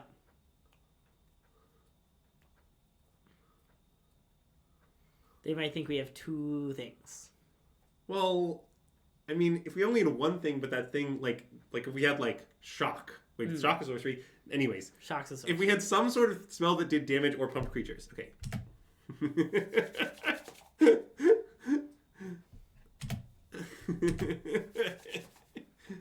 I don't know if this is doing anything. Look, they're taking. See, it was well worth it. Oh, yeah. Okay, visualist creatures in the red zone again? Yeah. Maybe we should take a turn off of this and then next turn take a lot and attack with it again?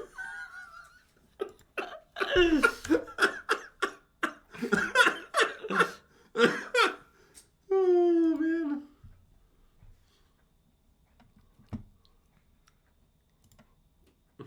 Alright, more birds.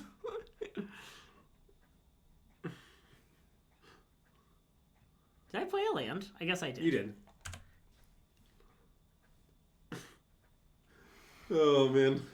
I hate it here. We might win this game. I don't know if we're going to, but we might. Also, see, if they had put counters on this thing on turn 2, That's the true. game would have looked a lot different. But it just seems like there's a lot to do with the tokens, is the thing. Yeah.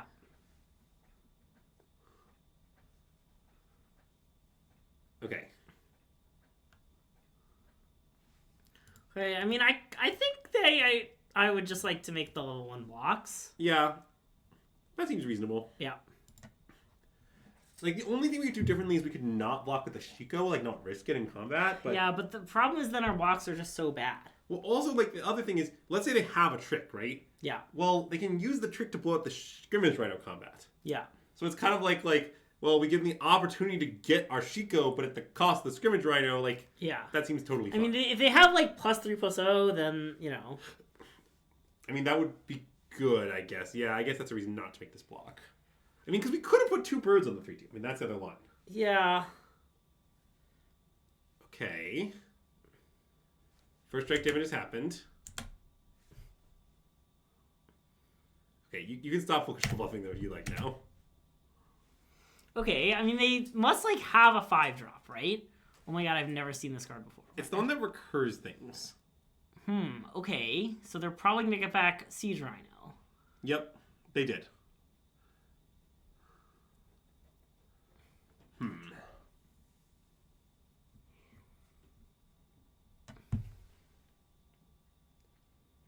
I mean, we definitely just send the vigilant creatures. I don't think sending with the birds makes any sense, right? Yeah.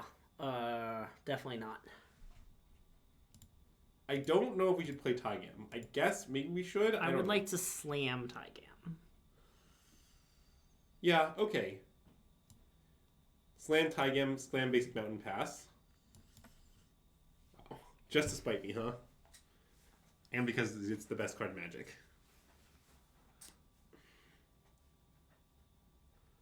There's also 2 things that +2 is 2. Yeah, that's fair. I don't think we're beating that card, but you are right that it would have destroyed us. They're both uncommons, though, right?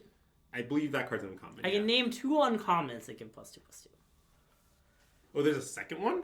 There's the Rally the Monastery. It costs 4 and gives 2 things +2/+2. That's the one I was thinking of. There's the Adventure. The Black Adventurer Dragon. Oh. Okay. Okay.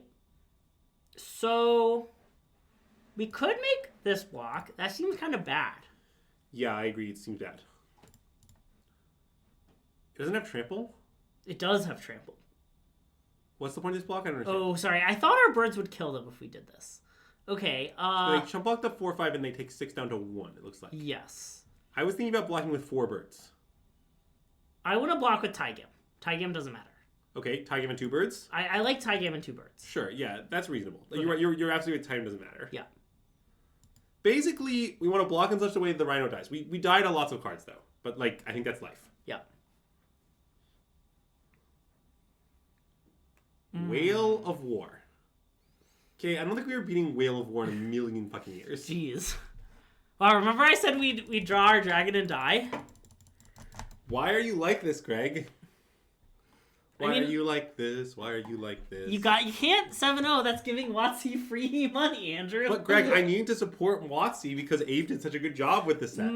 I see. What And- would you say is the lesson of the draft? Birds? I like that if our opponent was us, the whole game they would have been like, what if their hand is 6 lands? They just would have been right. Yeah, that's true. Okay, This seems great. Banger hand. We should play this on too. Let's see what we draw. Sure. I guess we don't have any 1-drops. I mean, we have the one that returns to a hand. Oh, that's true. If we drew that, we should. But if we do that, I think I'd play Time. We play it plus shock troops. Right.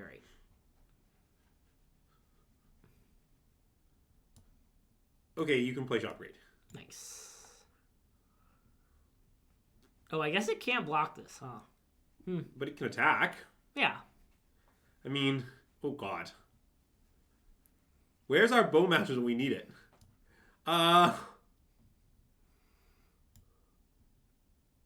Okay, I want this. Maybe that's bad. It's not insane. I mean, the alternative is to Molten Exhale the 4/3 right now. I guess that's true. And then we can just, like, if we draw a land, go Tygam plus Mana Dork, which is pretty good. Yeah. I kind of like just killing their thing. Okay, let's kill their thing. They can have their card.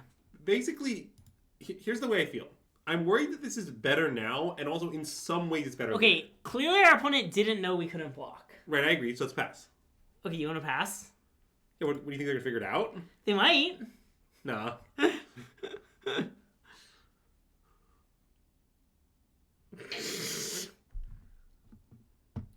Okay, now I want to play this. Why is it better than the Mana Dork? Oh, you're right. Let's play the Mana Dork. Yeah, I think I would play the Mana Dork. I just don't think that if he does. Yeah, no, you're right. Plus, then if we go draw land, we can play this and copy Tygam. But, okay, also, wait. I want to give a brief talk. I think this is an important point about Magic as a game. Yeah. So, sometimes during games of Magic, you realize something about your opponent. Like, they consistently make some sort of error. They consistently misunderstand something about the game. Yeah. And it is my considered opinion that when this happens, you should then play differently. Yeah. Okay, I want to take 8. Yeah, I think we kind of have to. Double block seems kind of horrifying. Yeah.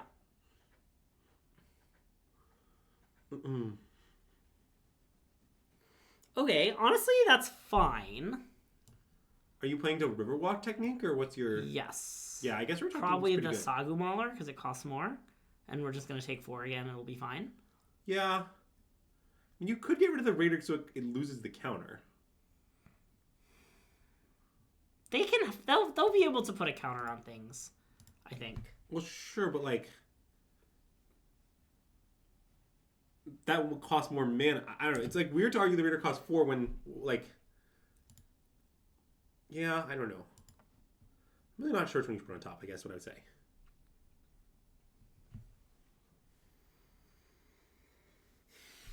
Pig Norton, I would argue that playing differently is cultivating good habits. If you're playing at the PT and your opponent consistently makes a mistake, you should exploit them for it. Like, I don't know what to tell you. I think that is the right habit. So I want to do this, and then I want to put this on top. Yes. I feel good about it.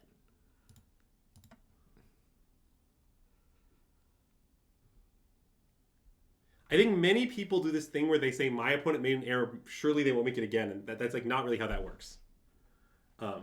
Oh, this can get back Molten Exhale. It sure can, yes. Oh, well, okay, never mind. Let's sacrifice Shock Brigade. Yeah. Yeah. Vanilla 1/3 for 2? Yeah.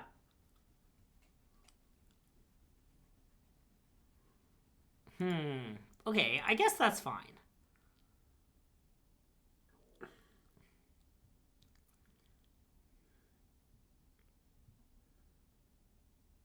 So we can make 2 Tygams here. That is a plan with no flaws.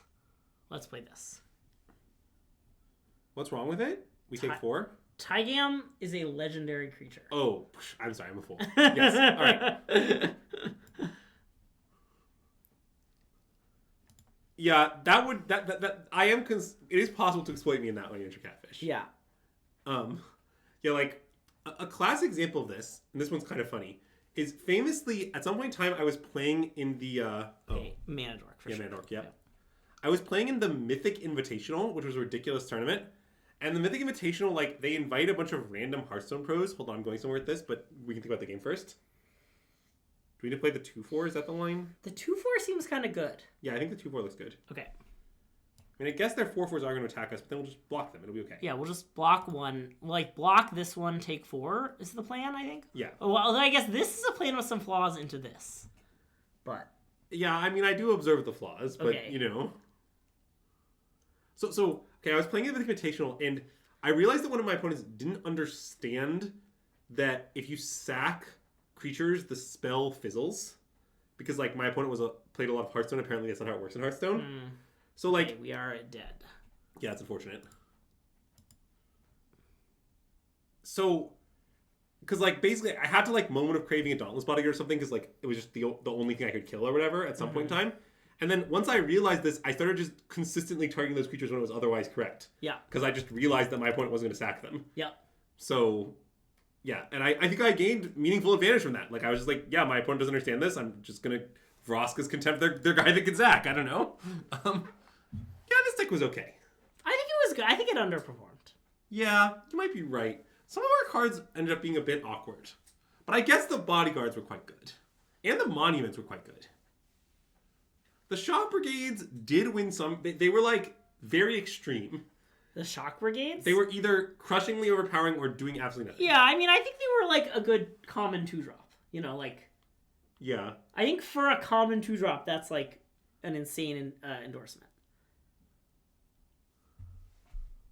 I guess, yeah, this card was not that good. I mean, it's obviously very good. It's a 5-mana 4/5 Flying Vigilance. Yeah. Our deck would have killed for more, like, 2-drop good creatures. But like, honestly, it would have killed for more, like, one more of this. Well, that's true. But, let's draft again. Drafting is nice. The game where he made 8 billion birds was fun. Yes, I agree. Oh, that was a great game. Caw! All right. Let's draft a banger this time, shall we? Maybe this time we'll draft 5 colors. That one felt... I feel like we were like 5-0 at some point, right? And then we won 3. It really felt like it was a banger. I sort of felt like we were running a little hot when we knew that was true. I guess I felt like we were running a little cold when we were losing. Yeah, I mean, probably the truth is somewhere in between. Yeah. Okay, so we do have that rare that puts counters on itself, which I assume is quite good. I think that rare is... My guess is it's going to end up being better than all the uncommons. Yeah, I mean, Formation Breaker, I believe is probably one of the best uncommons, right? I agree that this card looks insanely good to me. I think I want to take the rare, but... I mean, I think so too. I just want to think about... which one is the Death Touch guy? Which one is that one? Oh, it's that one. Yeah, it's definitely a good card. It's good. We shouldn't take it over the 1/3, though. Yeah. That seems totally deranged. Okay, I want to take this. Yeah. Plus, more birds.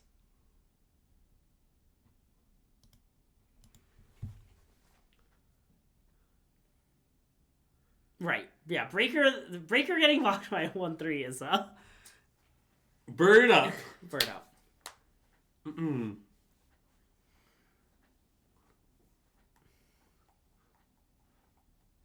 Are we gonna get past any nice ones, you think, or? Nope. Unlucky. I was hoping for some nice ones. It's gonna be 14 basics. Okay. Okay, this card is probably not worth taking. It seems high to me to take it here, but Yes. I don't know for sure. I have been super impressed by this card. I mean, that card looks great to me. There's also Mammoth's Bellow, which is probably the best card in the pack. Right. So the question is, like, how impacted by our Single Surveyor should we be? Somewhat impacted. I think I want to take this. They're two great tastes that go great together, I will say. Yeah, and the other uncommons I think are of little interest. Oh, I love this fox dog thing. But I don't want to take it over these. Yeah. I mean, I think I like the Hardened Tactician pick. I don't know if it's correct, but it seems reasonable. Wait, I think this one's good. Wait, it just makes a lightning token every turn, or... The or is pretty irrelevant. Okay. It doubles mobilize. But it's very good with Hardened Tactician. I think we should take it. Matt and I had it in early access. It looked quite good to me. Also, what's the alternative? That's what I thought. Evolving Wilds. But sure, okay. yeah. Oh, wow. It does copy this trigger, which is very that's funny. Hilarious.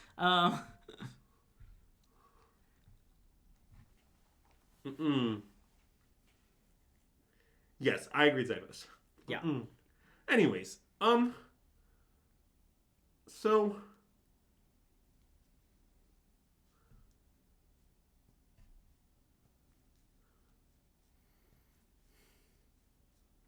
You've been impressed by it so far? That's good to know, since obviously I've never seen it on the battlefield. Oh, wow. This is a pack. Okay. So there's Molten Exhale, obviously a great card. There's the 2/1 that grows, obviously a great card.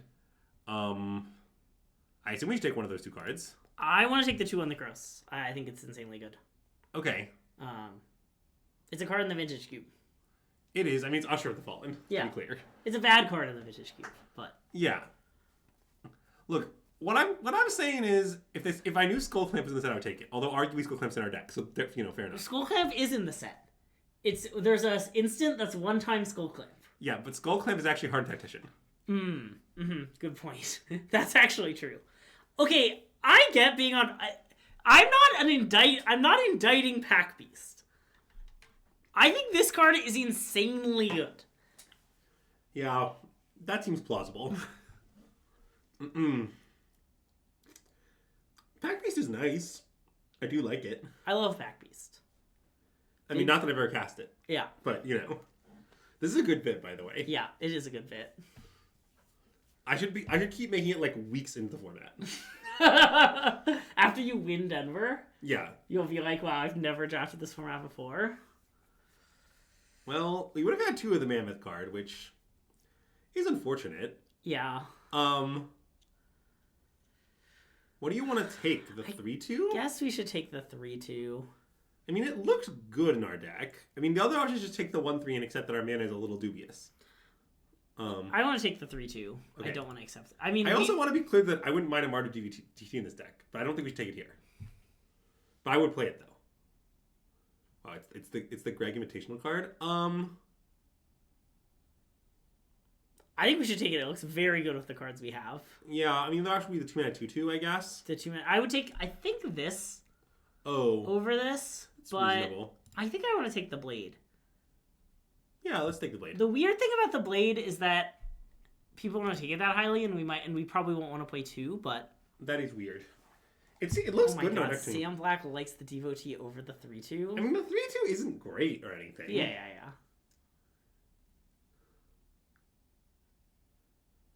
But it sort of looks like the perfect deck for it. Yeah. Yeah, I mean, at the moment, I think the Siege is not in our deck, but... You have little faith. We're going to get enough fixing to play the Siege. Come on. I don't know why Greg's such a hater of Thraven Inspector at work.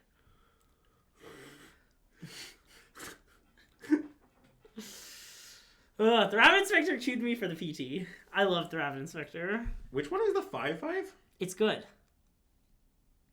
Oh, that is good. I assume we should take it? I think so. I mean, it has nothing to do with anything our deck's doing, but like... Yeah. The other option would be like the Bone Splinters, I guess, but... Oh yeah, I guess we are drafting a deck where Bone Splinters looks pretty good. We could have taken... I wasn't sure about the pick. No, but... I want to take this guy. I love this 6-drop. What I like the most about it is, like, it's going to generate an attack, too. Yes. Like, you're going to kill a bad creature. You'll make a 5/5 menace, which is a great body, and you'll push a bunch of damage. Like, that seems good to me. Which one's this? I don't imagine we should take that. You could take the land, though. I think I want to take Jungle Hollow. Like, we could be Abzan. I mean, nothing's stopping us from Abzan. Yeah. I don't know what it means for, like, a heavy token Abzan deck to exist, but it may exist.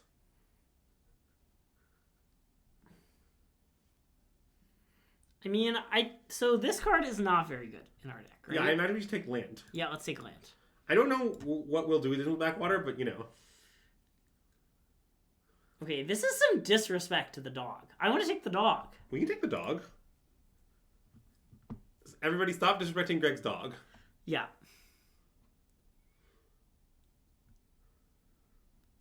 It's just a 2-for-1 and a pretty good body. What the hell? Why is the 2/4 still here? I mean, I think people are scared of Jeskai. I see. That's news to me. Do you want to take it? Do you want to take the Monument? I guess I take the 2/4, but I don't know where that leaves us. Yeah, it probably leaves us with a 2/4 in our sideboard, but... You love that, though. I do. Let's take this red trick. Yes? I don't know. I mean, my only Sweet 2/4 is the last that we drafted, but it seemed quite good. Yeah.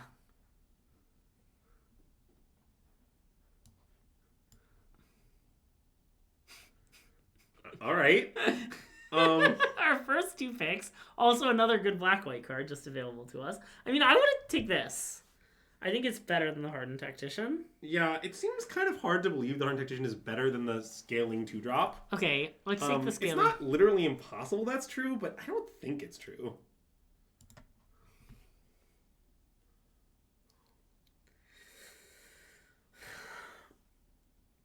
Okay, well, you make all our dragons cost 0. That's nice. I mean, I think Anafenza is very good.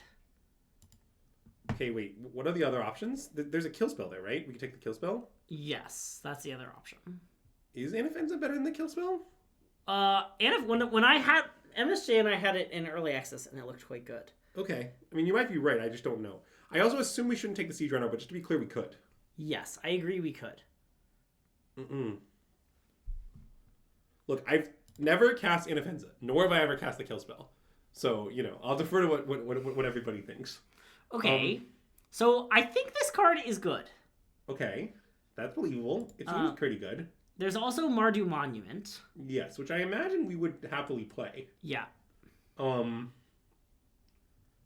I think I want to take the Battle Priest. Well, part of it is we're just so barely red. It's like... Well, yes. I mean, at the moment, I think we're not red at all. Right, we could be 0 red. Yeah. Anafenza is kind of trivially a 3-mana 4/4. I mean... It is possible to play a game where things don't die for a while. It may not be likely, though. But it has Flash. That's true. Yeah, I guess that's pretty trivial. Great question about today's candle sponsor! We have this lovely Joy and Laughter Chesapeake Bay Mind and Body candle in honor of all the joy and laughter happening on Tarkir. Let's point out some joy and laughter on Tarkir. There's some joy and laughter. Okay. Joy and laughter? Maybe just joy. From the Rakshasa, not the dead person. Joy? Joy. Laughter? That guy's certainly not laughing. This bird is laughing. The bird is certainly laughing, yeah. Joy? I'm not... That looks like focus to me. I wouldn't say joy. Okay. So the rare is 3-mana 3/3 flyer that turns off abilities. Yeah. Notably a downside in our deck to some extent. Well, yeah, it turns off these two, and it means we can't equip the blade. Yeah, I mean, it's still a reasonable card, but... It's still a good card, I think. What are the other dragons? So this one is not very good. Oh yeah, but that one's good in 3-card blind, though. Okay, I believe you. And then this one's not that good either. It has a counter cycling. Oh, yeah. Okay. I guess I think we should take vanilla 3/3 with downside. It might have upside. Like... Yeah, let's keep your hopes down. Maybe we should have taken 2-mana 2/2? The dragon? Yeah. Yeah. Nothing wrong with a nice 2-mana 2/2. Besides, it's so good in 3-card blind. Why is it good in 3-card blind? Well, you just keep making 2/2s and shuffling it back. Oh. That's the joke. That's a good joke. Okay, so I think this pick is between Mardu Monument and Evolving Wilds. Yeah, I assume Evolving Wilds is better, but I'm not certain of that. I think maybe Evolving Wilds is better. Okay. Given that we might not be red. Yeah. I assume if you're in red, the Monument's just better, but... I guess I'm not that sure of that. You think we're more likely than not No, to? I'm not sure about the claim that the Monument's better if given that you're red. I mean, it might be true. I just don't think it's obvious. Okay, let's take Evolving Wilds. Oh, this card might be great in our deck. It looks pretty great.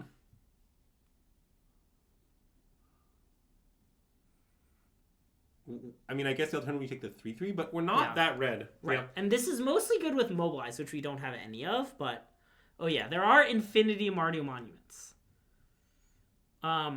This card seems pretty good in our deck. Sure, yeah. I mean, I'm very worried about our 2-drop situation. But I guess a red 2-drop doesn't help. Yep. So, okay. I mean, I guess we'll take Aggressive Negotiations. I don't think we plan to play that card. But... Well, okay. Would you No. I mean, you could take it if you want. I mean, we could take Tempest Hawk. Yeah, maybe we'll see maybe I would take Tempest 6 Hawk. more. But, I don't know.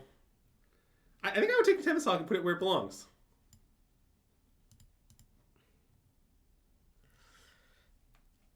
Okay, I mean, take one of these good red cards. I think this card is probably better. Yeah, I mean, I think so too, but I definitely don't know so. Okay. Yeah, that's what I'm saying, Fine MTG. I have a question. Yeah. Are we splashing the wrong color? We might be splashing the wrong color. Okay, let's take this. Okay. That's what you meant, right? I might have to go take that, but that is not exactly what I meant. And we could also be red, white, splash, black. I don't know. Yes. I would take the red card. Okay, the red card is not very good. I guess that's true. Right. I mean, I think what I'm worried about is our sideboard doesn't have that many good red cards. It just has a lot of red cards. I see. But that's a concern, I admit.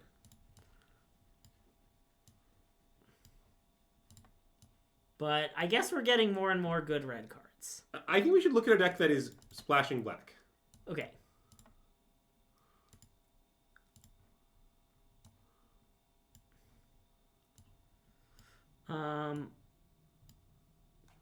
Okay, so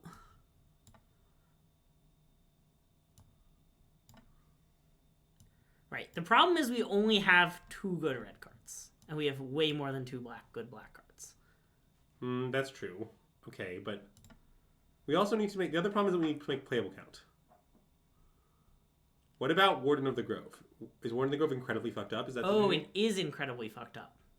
So we could take it and abandon the red cards entirely? Sort of interesting. We do have the Windcraft Siege, which is not in our deck for some reason, but yeah. True. And we also have, like, we could be like Jeskai, right? We have this and 2 of these. I have no idea if this is a pick or not. Okay, well, I took the Warden. Okay. I maybe would have rather the 1-drop, but... Pack Beast? I mean, Pack Beast is guaranteed to make our deck, which I like. What would be the best card if we can take Pack Beast? I guess we take Dragon Sniper, but that's a weird splash. Yeah. I mean, maybe... Yeah, I think we should just... No. Okay, Pack Beast. The Beast 2 packs. Yeah, there's no way that we're green, but it's okay. Okay. I mean, this is 14 cards. Like, yeah. We're just not. Look, I understand we have a Jungle Hollow. There's just no way we're playing green cards, though. Like, we're not playing color number 4 in our, like, kind of aggro deck.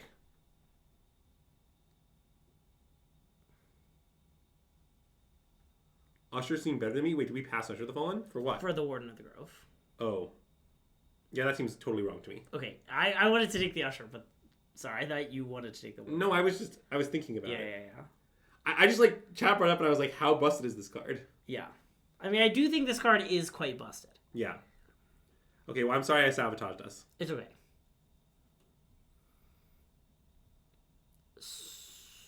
So, this card is pretty good, and it's a 2-drop. Yes. And I don't want to take this. Yeah. Because it's too hard to cast. Well, also, it's more just like we kind of desperately need a 2-drop, right? Yeah.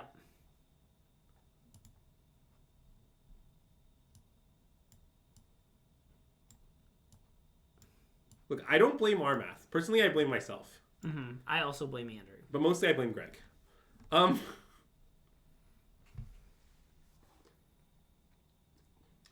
This is not our best deck. No. It's just going to be short on playables, which is the hard thing. Okay, do you want Coordinated Maneuver? Well, O-Ring is better, but... Oh, wait, is that just... This is just the card Oblivion Ring. I didn't realize that was Oblivion Ring, to be honest. It's a literal Oblivion Ring? Yep. Alright, I guess we'll take Oblivion Ring.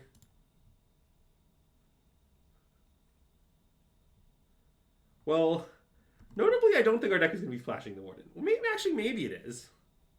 We could be black-white with 2 light splashes. I guess that's actually pretty plausible. Yeah.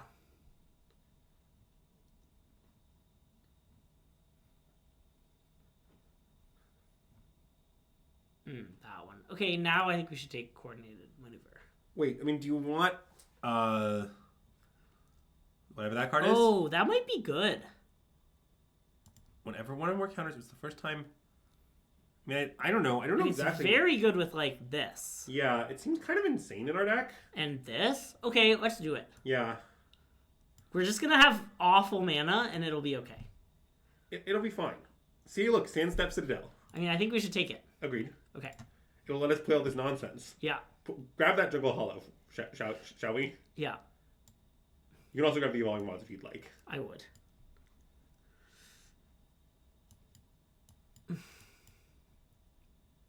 Okay, so let's imagine we cut these 3 red cards. I mean, that's hideously few playables. All right, nice. We'll get 6 more playables in this pack. Okay, 3/5. I want to take 3/5. It goes great with our counters deck. Yeah. That we're certainly drafting. Mm-hmm. Yeah, Warden pick looking pretty nice. It's true. What about just having awful mana? Many are proposing the just have awful mana strategy.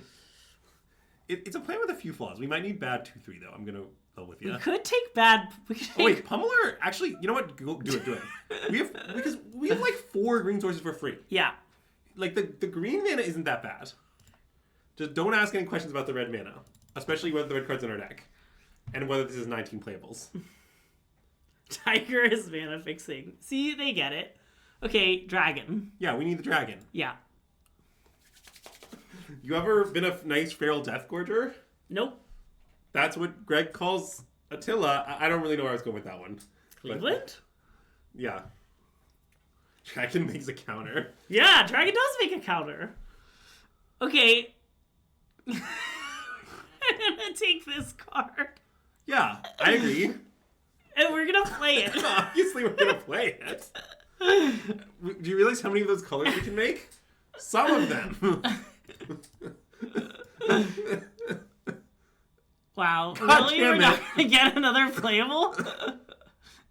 There you go. Another playable. Just what you ordered. 5 mana off the splash toddy back? Yeah. And we can play the Dismal Backwater. Oh, we can play the Dismal Backwater.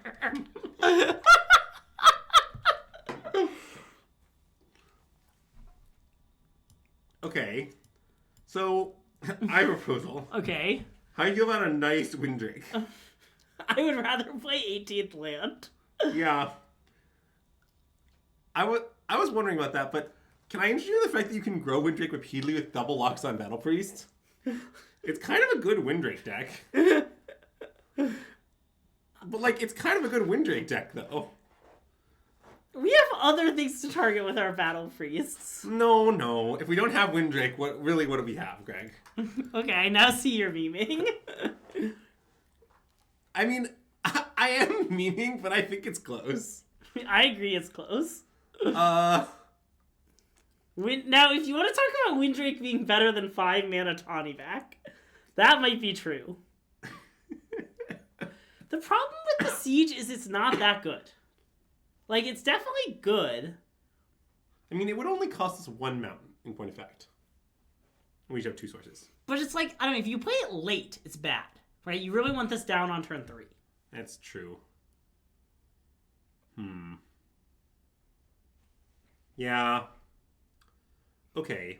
Anyways, do you want to cut Teamer Tawny back for the Windrake now, or?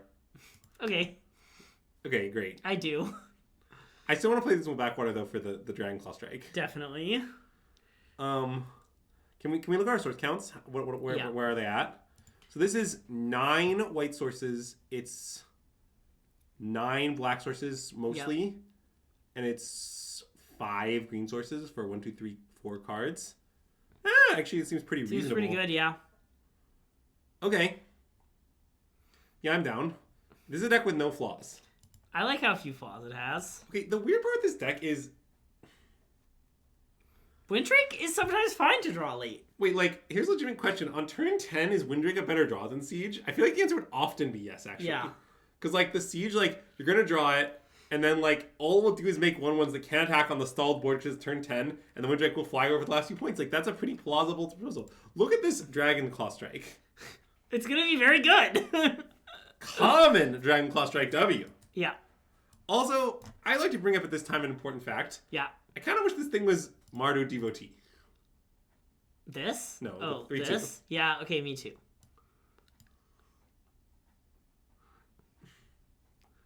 I think the answer just is maybe yes. I don't know. I think 2/2 flyers might be a better draw than making a 1/1 on a stalled board a lot of the time. Obviously, you could not have a stalled board, but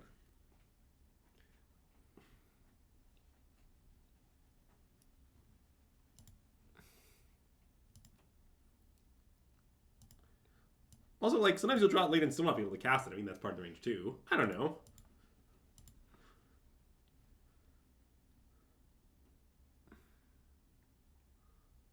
I think we should O-ring, but I maybe think we should hit the blade. Yeah, I was wondering if you'd say that. Why didn't we kill the 1/3? It has menace. Yeah, that is a great play. It has a few flaws. Yeah, O-ring the blade is kind of reasonable. I may be down. Because the other time we try to strand their blading, like, but then we have to kill everything, kind of, which is kind of hard. Yeah. I don't mind this line. Because the thing is, you can just kind of take 2 for a while. Yeah. So next turn we're gonna cast Dragonclaw Strike. Dragonclaw Strike just clearly a great card in our deck. I don't really know why the haters hate it so much, you know? Oh no. We've been very punished for trading 3 for 1, I guess. Yep, we sure have. I would have done it again though. I guess none of this matters. Let's get Swamp. Okay, so what it does, then it fights. So this would not be a good fight against this. Oh, it doesn't bite, it fights? Jesus Christ. Yeah, I mean, it doubles the power and toughness, so, you know. I guess that's fair, yeah. Yeah. But I wonder, I think we should maybe cast our card to kill the Shock Brigade. Yeah, I was considering that. I'm in. Okay. And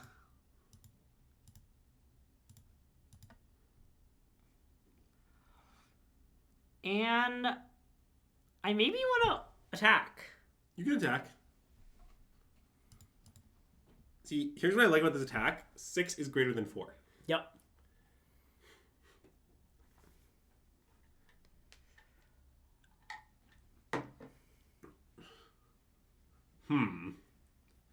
I have some concerns about the game state. I have an increasing number of concerns about the game state.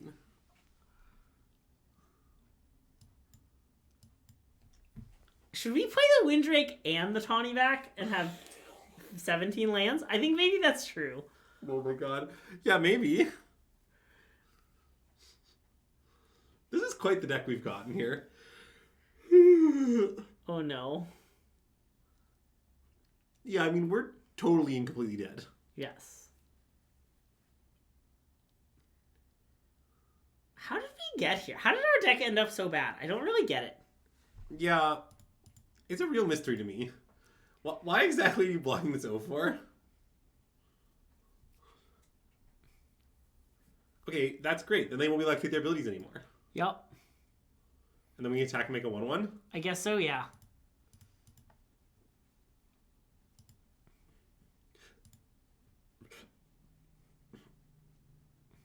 I do think the pack piece is a nice design, by the way. I agree.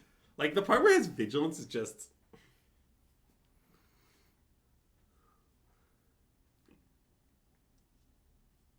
Okay, I'll be right back. Greg, take the wheel. Okay. I know it's contributing a lot of strategic insight, but, you know, you'll make do without me.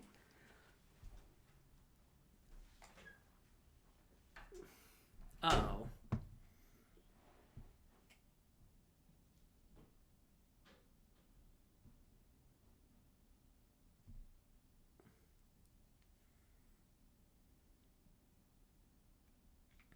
Yeah, I wish we had an additional 1 life point at this moment.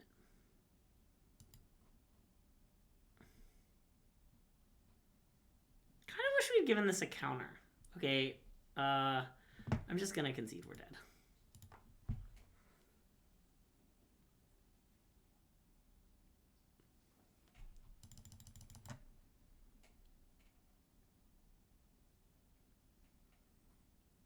Oh, pitching a land is an odd choice because you don't have to pitch something. I get it. Okay, despite what happened, I think maybe the 18th land is right. Yeah, okay.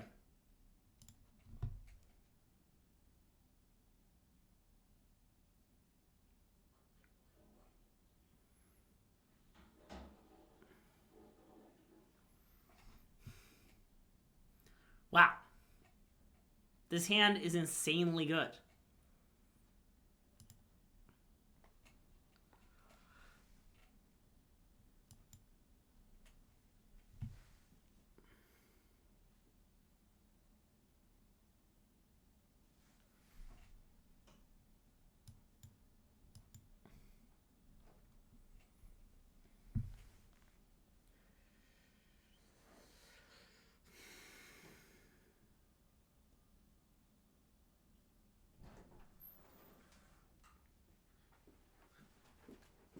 I was deep in the tank as to whether or not we would have blocked.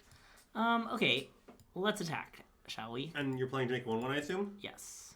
Yeah, see, here's what I like about making a 1-1 here. This is any situation. And then I want to play this. Yeah. Nice. I think, like, waiting on to get value seems pretty weird, especially when the alternative's Anafenza, which also kind of gets value if you wait. Yeah. Hi, Greg, SystemMagic, first time at the street. His great calls. Yeah. Nice. The timing there is chef's kiss. You just had that one loaded up when I got back. Yeah, it's great. Ooh. That is nice. Now, one small problem with the game state is they have a creature that has the ability to reach. I can think of a solution to that problem, however. Okay, should we execute that solution? Yes. Okay. Also, to be clear, it was to 4. Anyways, Oh, nice. I want to send everyone, I think. yeah. Why wouldn't we? And we could leave the 2/4 to block this. Nah. I'm afraid no ghosts. But ghosts are so scary, Andrew. The real question is, are we stacking a token here? I don't want to sack a token. I guess the fact that we also get 2 life out of the deal is pretty nice. We get what? Oh, 2. Oh, that's true. I mean, maybe they won't attack, I guess. I don't know, but... Yeah. They're going to attack. I mean, the non-attacking seems kind of weird. By the way, I wonder if that card is better than it looks. I've been wondering the same thing. I mean, I certainly don't know anything, given that I've never drafted a format or cast a card in my life. But... Okay, maybe. I think we should block and draw a card. I've been convinced. Yeah. See, what I like about this, keep this in mind, if you block and draw a card here, it's like getting half a Saltwood Pack Beast, and the only cost is that your other Saltwood Pack Beast costs 1 more. Mm-hmm. So, like, you're paying 1 more for, like, 1.5 times as much Pack Beast. Anyways, I think maybe just 1-3 gets in. Maybe 1-3 2-4. No, I see. I think maybe just 1/3. Just 1-3 seems good. Okay. Do you want to start growing it to try and get through this? Nah. Nah. We have, like, a million incentives to have these tokens. Yeah. Alright, let's play... Oh, Lancer. And then Pack Beast, I think. Maybe just this.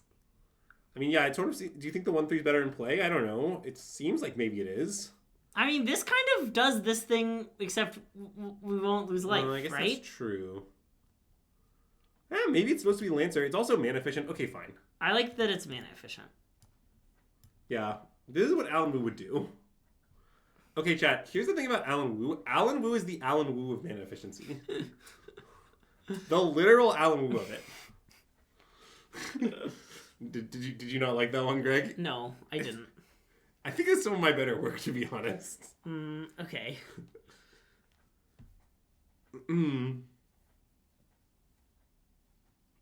Okay, they played a 2/1. That's unfortunate. You can block all these nice 1/1s we have. I mean, not well. I mean, look, Greg. I didn't say you could block them well. Okay, well, consider the Monastery rallied.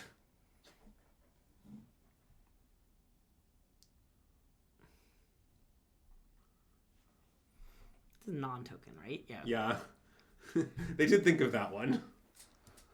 Alright, do you want to send our creatures that produce a creature when they attack? Uh-huh. And none of our other game objects? Yep. Nice. I love not sending the other game objects. All my homies do too, especially Greg. Wow, they don't even have good blocks on this. Oh, they want the counter? I guess that makes some sense. Because this gets 2 counters to this. Okay. Oh yeah, I guess if they do that, we should just sack it. Deny them the, like... Yeah, I mean, I was trying to think about how he wanted to play out, but they kind of had enough of our crap. Which, to be fair, I respect. Yeah. Also, I will warn you at this time, I'm quite sleepy. Okay. But it's fine, just like we might not be able to finish the draft. Okay. This is a classic Andrew's keeping normal human hours situation. Yeah.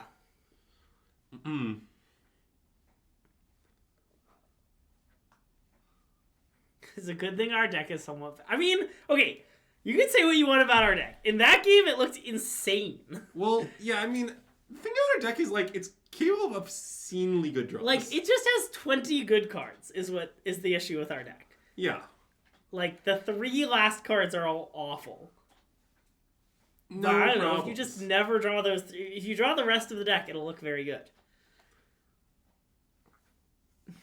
God, I'm really looking forward to Denver. Nice. You would not say our deck has 20 good cards? Oh my god, we're playing Sam Black. Okay, Greg. No, he knows that our deck is bad. Well, even worse, our deck is kind of bad against Thraben Inspector. Yeah, I think we should keep this bad hand. Obviously, we should keep this bad hand. It lines up well against Thraben Inspector. I'll give Sam Black a hello. He knows it means a lot coming from you, since Greg never emoted a single time before. Yeah. Look, he didn't have Thraben Inspector. He had Thraben Inspector. Does anyone else think that this card looks like it's a giant dog? It does look like it's a giant dog, yeah. Okay, well, no flaws. Look, everything's fine. We're just going to play Dragonback Lancer. Question mark, profit. Yep.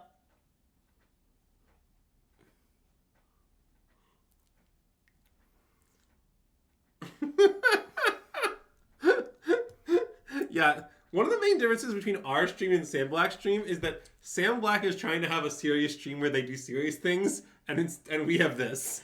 I feel like we're serious.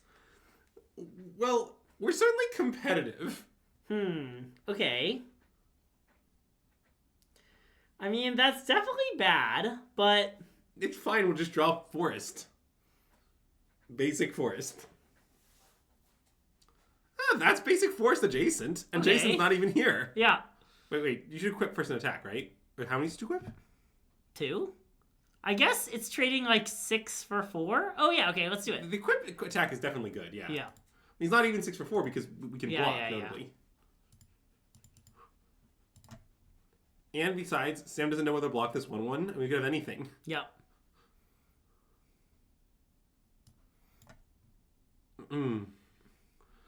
Yeah, that's fair, Climb. Yeah, he's not that hard to sidetrack with little effort, whereas we self-sidetrack with little effort. So, you know.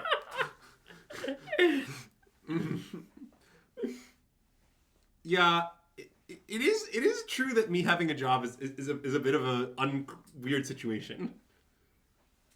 See, let me give you an example of one of the problems with this.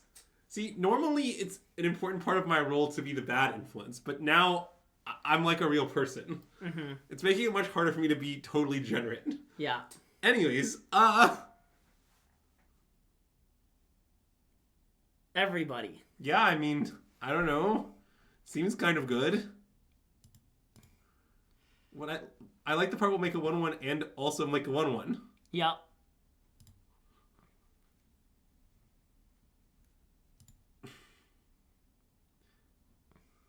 Okay. Yep. Greg often asks me, is today finally the day that we'll put a count on our single surveyor? And then I tell him, no. Dang. I really thought it would finally be the day. Also, I would love if we got Sam with the unrouted ancestor. Just like...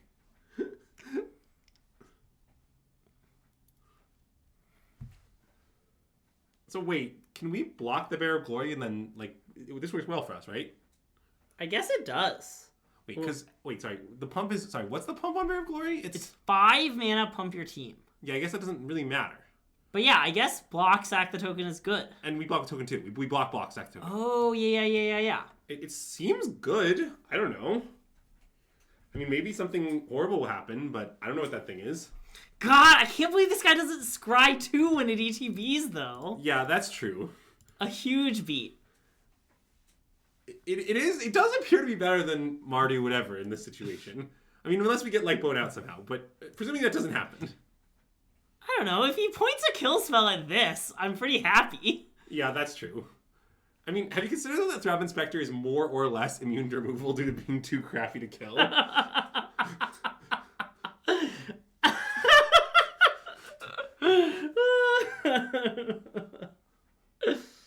Ooh, do you think he drew that? I don't know. I'm not sure what that all meant. Okay. I mean, I imagine we just send in... Well... So we attack with Surveyor now. Wait, what if we alpha? Oh, wow. What if we do alpha? Alpha seems pretty good. Okay, what are you planning to, like, do? Well, I want to make 3 random 1/1s. Okay, so you don't want to grow any of them? No. Okay. I mean, he can eat Surveyor, trade for the Kieran, take 6. Yeah. Like, this gets to eat this, but then, like, I don't know, this is, like... Yeah. He's, like, chumping. I don't know, it just seems good. Yeah. Who's the best limited player of the 3 people playing this match in the Magic Gathering? It's Sam. It's Sam. Okay, here's what you guys have to know. So, see, Sam Black is actually a funny case because a lot of people know Sam Black as this, like, crazy constructed brewer. And it's my opinion that Sam Black's crazy constructed brewing is greatly overrated.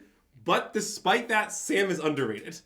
Because secretly the situation is Sam is just, like, totally goated at limited. And then incidentally brews a few constructed decks, like some of which are occasionally good, but most of which are bad, like most brewers. Yeah. Like, to be clear, I'm underselling him a little bit. Sam is a good brewer, but like, he's very good at limited. Like, I used to go to Madison Draft Weekend and start pairing for PTs. This block makes me think we should have put a counter on one of our things. Well, I did think about that. Yeah. But I don't know. I think it's fine, actually, in hindsight.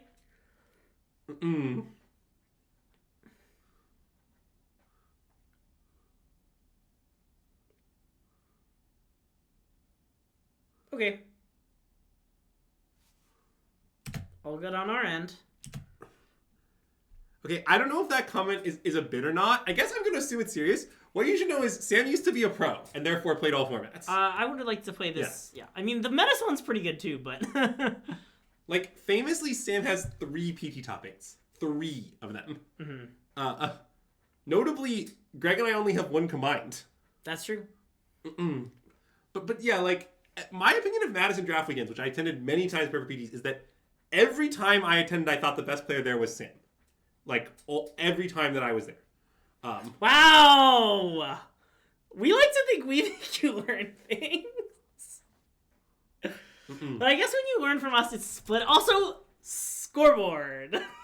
Yeah, anyways, in conclusion, the greatest limited player of the 3 players present here was Greg. Yay! So, here we are. Well, since I don't know what any of the cards do, it certainly can't be me. Once I read more of the cards, they'll be more competitive. Yeah. Sam's gonna watch this back? I mean, will Sam watch this back? I don't know, but if he does, I don't think... It's not very secret how good I feel about people. Like, okay, chat, here's a deal that I'm just willing to offer to anyone.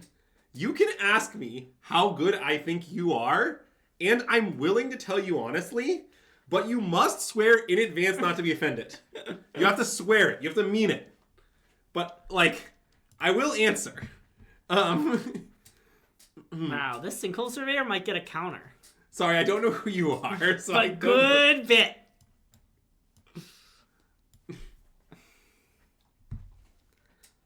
It's B-Wells. B-Wells, did you get my ethical joke?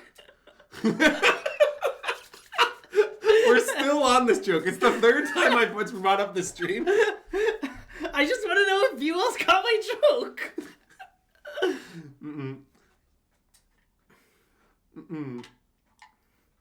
Nope. Okay, I'll explain it to you when I next see you. You should know it was very funny. Okay, wait, so what does the Feral Death Quadra have to do? Does it draw a card? Yeah, it cycles and puts a counter. Sounds like it's what we should do, right? Yep. I love cycling and drawing a card. Also, my homies do. In this case, Greg. Nice. Okay, well... Hey, this turns off their treasure. Wow, that's a great update, Clarm. The Goblin game is nice.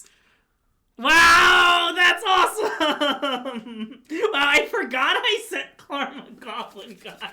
That was a long time ago. It's a great bet.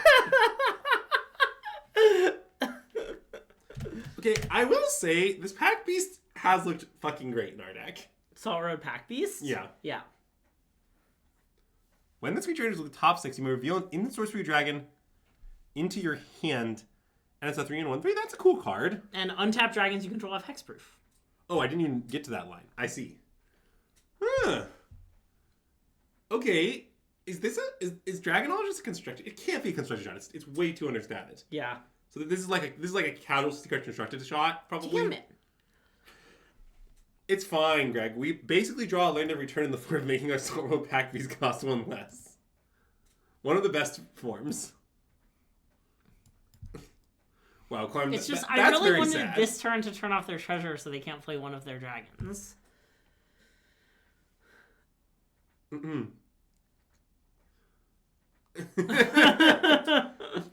Yeah, that might be true, Sam. I don't know. This is muy bad. Yeah. Many have said this is muy bad. And in this case, many are right. Okay, we have a few problems. Okay. So this can attack and get a counter. It's time. Are we supposed to equip our thing? Oh, you want to equip an alpha? We're like dead. I want to equip on defense. I want to attack, get a counter. Okay. It goes through, and then we have this to block a thing. Yeah. I see your point. Okay, fine.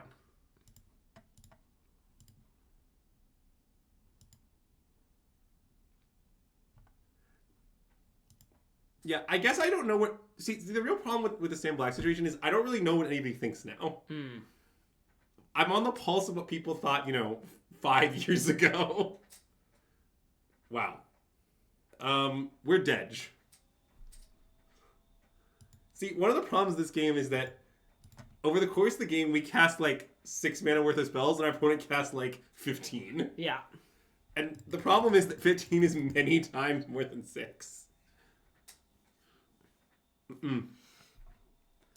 Good. I am going to warn chat that if we lose, we cannot draft again due to Andrew's sleep schedule. Yeah, it's fine. It's been a long stream. I guess it hasn't been that long of a stream. Well, our opponent is a standard bearer, so... Okay, great hand. Yeah, I mean, it contains Single Surveyor. I mean, what I will say about our deck is it does play Single Surveyor on 2 with startling consistency.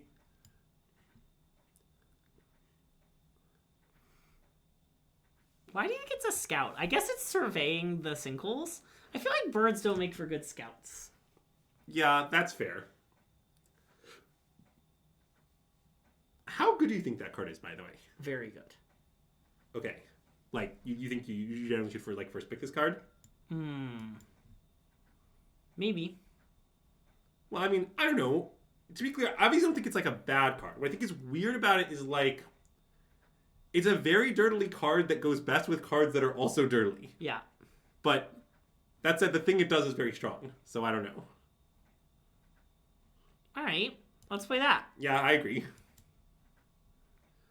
Fun fact, not being able to untap is an activate ability. Yep. No activating this. Well, yeah, we can't activate it, which means we untap it, Yeah. Oh, I see. I see what you meant with your bad joke. Yeah, I mean, it doesn't get funnier now that you understand it, but at least you understand it. Okay. More 3/3 flyings. Can you ask why Dragon Ghost Strike is the deck? Well, we didn't have enough playables.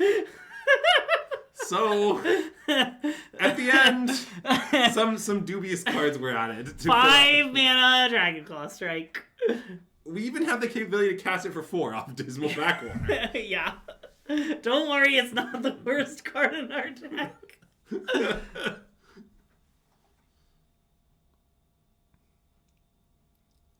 Okay, great draw. Yeah. I assume we start by alphing? I guess so. I mean, I don't know. Like, maybe they won't block the token. Maybe they'll be scared. Maybe Ah. Well, I mean, our deck isn't that bad, to be clear. It just, we don't have enough playables. Yeah. And like, I don't really know how to describe that situation, but kind of fundamentally, right? Like, let's say you draft the deck and you don't have playables, and that's ultimately not that bad if the other cards in your deck are good. Now, you might say, are the other cards in your deck good? And don't ask me questions. But,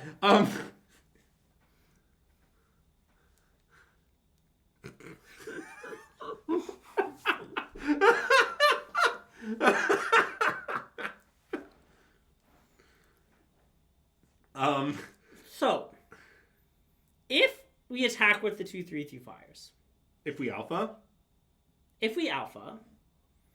well, I'm worried that if we alpha, they'll block the Sinkhole Surveyor.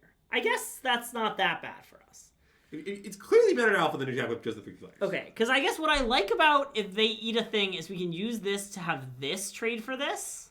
Wait, it has to until it attacks or blocks, is that right? Until it's dealt damage. Oh, So if it okay. eats something, then we can use this to kill it. I see. Wait. Uh-oh. Hold on. Put plus on target non-each. Oh god. Yeah, we're in hideous trouble. Wow. Given that do you want alpha or not alpha? I kind of do want to alpha, yeah. I think the alpha is correct. I mean, it's not great. Make a 1/1? Yeah. Maybe counter? 1/1. What does the counter accomplish, I guess? Seems like it doesn't accomplish anything.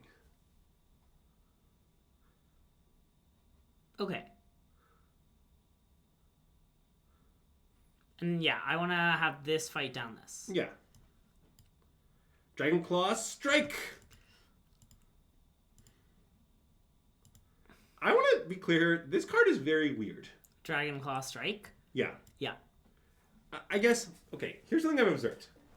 Over time, WotC's been making less and less fights and more bites because, like, it just turns out that the way Power Level is these days, like, the bite is enough risk. Like, the risk that a creature dies in response is high enough. Yeah. We don't need to also get got by pump spells and whatnot. And I know this card boosts the stats, okay? Like, I do understand that. It's still kind of weak because, I don't know, fights are just weak. Or, I guess it's not true. I guess the idea of the card is, like, you should be getting a lot of value of the doubling to make this card good. Yes. Maybe it's a fine design. Like, you're a teamer, so you want to hit, like, a big guy. Like, Yeah, you want to hit Alpine Grizzly. Yeah. Or no, you want to hit a guy with a lot of toughness, too. You Well, want to hit, like, 5/5 trample. Make it a 10/10 trample and kill him. sure. That's a big dream, but yeah. What can I say? I'm a big dreamer. Okay, that I'm not afraid of. Yeah, there are a lot of things I'm afraid of, and that isn't one of those things. Mm-hmm. This card might be good, though. I think it's very believable that it's good. Nobody will have friends. Greg, you keep hitting on mana lists and they just keep printing good mana lists. Much to the chagrin of Greg's everywhere. It is to my chagrin.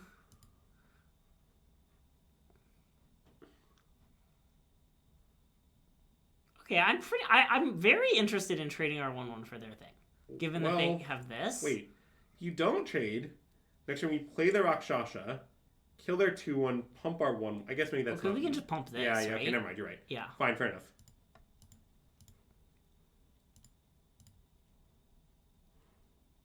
Ooh, getting 20 life is nice. Black is what I want. Okay. And I just want to kill their 2/2. Yeah. Nice. When you say 2, which one, do you mean just Gadigo T or? Yeah. Yeah. Okay, that's what I mean as well. If they want to block our 1/1, they got us. And I mean, you know, we sort of have lethal if you squint next turn. Like, Lethal. I don't know. They need 3 ground blockers for us not to have lethal. 3 is a lot. Yep. Mm-mm. Wow, that's awesome, Rock Bear.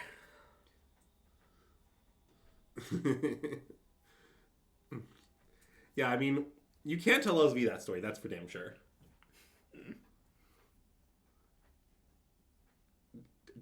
To be clear, the joke is LSV's posted 2 draft videos where he keeps passing that saga. And I would say that some of my associates are haters and doubters of these picks. That's a good draw. Let's play that, put it on the Lancer and Alpha, shall we? Yeah, I mean, that seems correct. By the way, I've decided, after playing with this card's nice. The sword? Yeah. Yeah. It seems like it's a common Greg W. Man, and after and post combat main phase, we can play what many have described as the poor man's Dragonback Lancer.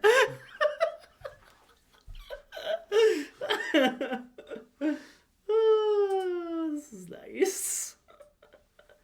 I guess this block makes sense. They have to chump anyway. What a damage distribution. Well, see, it's because it doesn't want to get shuffled in, you know? Yeah.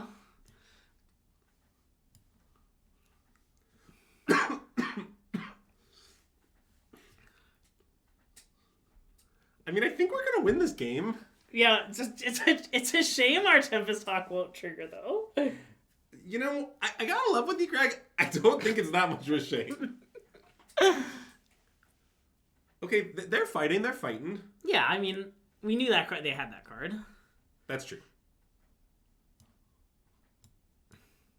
So we play this thing, we equip, and then maybe put the counter on itself, because... Problem about putting the counter on itself. It doesn't do that? Is that true? Yeah, another. Oh, okay. I think it's definitely, like, worse because of that, but it's still pretty good. Yeah.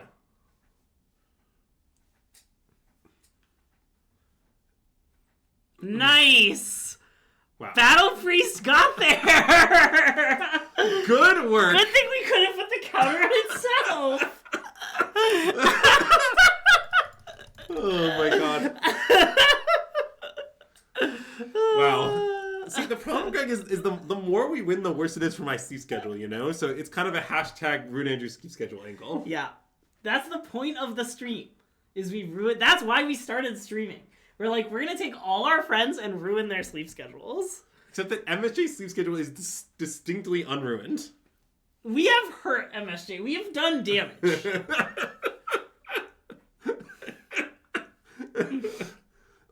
Okay, I mean, this hand has a few flaws. Let's keep. I bet we'll cast the bird on 2. Yeah, obviously we'll cast the bird on 2. We have 2 of them. There's 2 of them. Though if you have 2 battle priests can, you know. Yeah, they each battle the other priests. Exactly. You get it.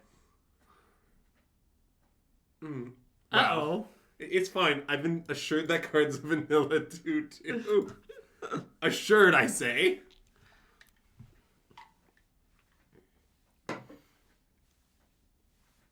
It's okay. They're both vanilla 2/2s. I've been assured they have no more. Alright, go. Yeah, I guess go. Maybe they'll play a kill spell on our thing? Yeah? Yeah?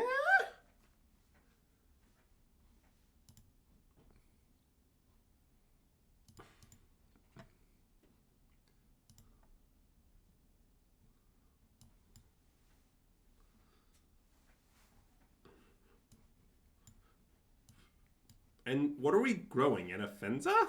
Probably an Offensa. Yeah, it seems reasonable. I don't really know what plays around what. I mean, I guess like you could think about where's the Detention Sphere? Well, you would need 2 Detention Spheres to clean up their whole board, to be fair. Yeah.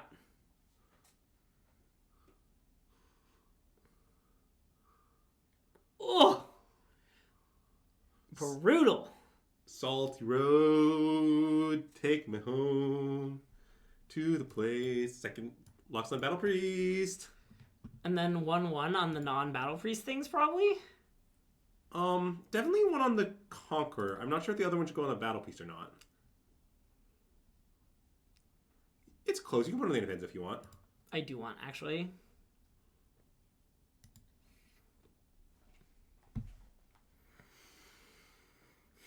As Andrew would say, I think this is some of my best work. That is what I would say. Do you think they have more, or do you think it's just those 3? Probably just those three. Anyways, do you want to play this Guardian guy? The Rakshasa? Yeah, and like we can hit with like... Definitely not a Guardian, but... Oh, Gurmag, Rakshasa, whatever. And then like, do we just like pump our 4/4 flyer and then like pump it much more?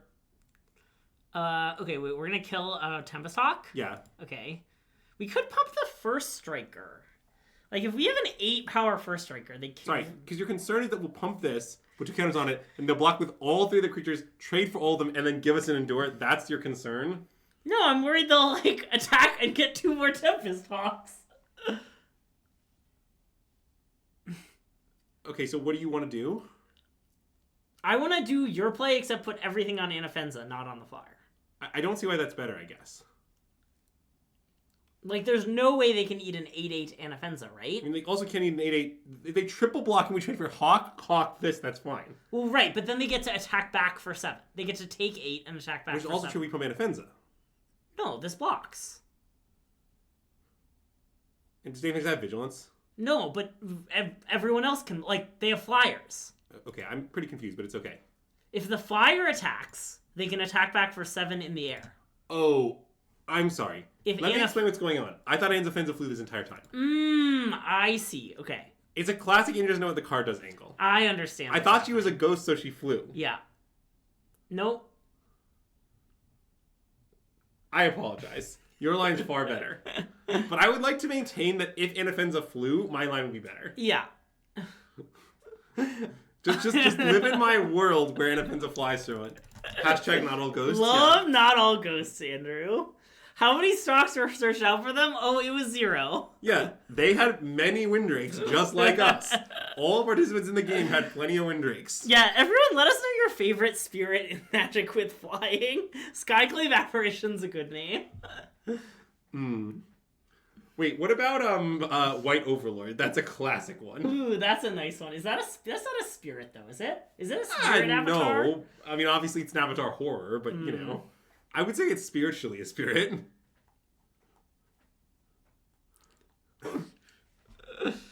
Alright. Sneak it off.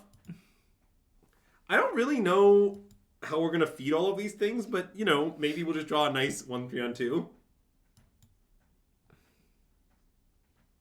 Oh, neither spirit's a good call out. Neither spirit does the advantage that it looks like it does not even a little bit have flying. Are we gonna try to get him? Is that what you're thinking about? I am thinking about that. Maybe we should try to get him. I mean, they might just not play anything for attack. I think it's reasonable. Okay, what you should know is untapped works poorly and inconsistently. It works sometimes. I would say... Yeah, I want to try and get yeah. him. Oh, okay. Yeah. This just seems easily worth the risk because, like, the problem is our Anafen's not even that good in the rest of our draw. It's like, what are we really risking?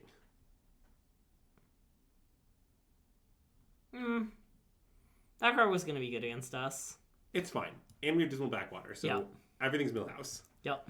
But also, like, okay, here's something I was thinking about. It's kind of not that insane. It's just Anafen's might be the worst R3 creatures in this specific game. Yep. So... Okay, well... That's a bit of a problem. See, let me explain the problem with their situation, because it's a bit of a problem. Yeah. So sometimes, you know how people say, like, there's more where that came from? Yeah. The issue is that there are not more where that came from. I mean, we have a lot of creatures that make creatures when they attack. Okay. Now things are bad. Let's pass. Yeah, I would not kill their thing. We need to do better. Oh yeah, Blinking Spirit does absolutely look like it is flying. Uh-oh. Wow. Okay, I guess Teletutively grows now. Yep. The problem is, and it's a bit of a problem, our deck doesn't have that many cards that are good from behind. It has some. Yeah. There's the Rakshasa. Good night, Andrew. Yeah. Greg actually threw this game strategically in order to let me go to bed at a reasonable hour. I would never do that. It's because Andrew says he's the bad influence, but the real secret of the stream, if you know, you know, I'm the bad influence. Yeah, that is true. It's hard to find a friend of Andrew's that's a worse influence, but it's me. Okay. That would have been good a long time ago. Yeah, I mean, it's not that bad a draw, but it does have a few problems.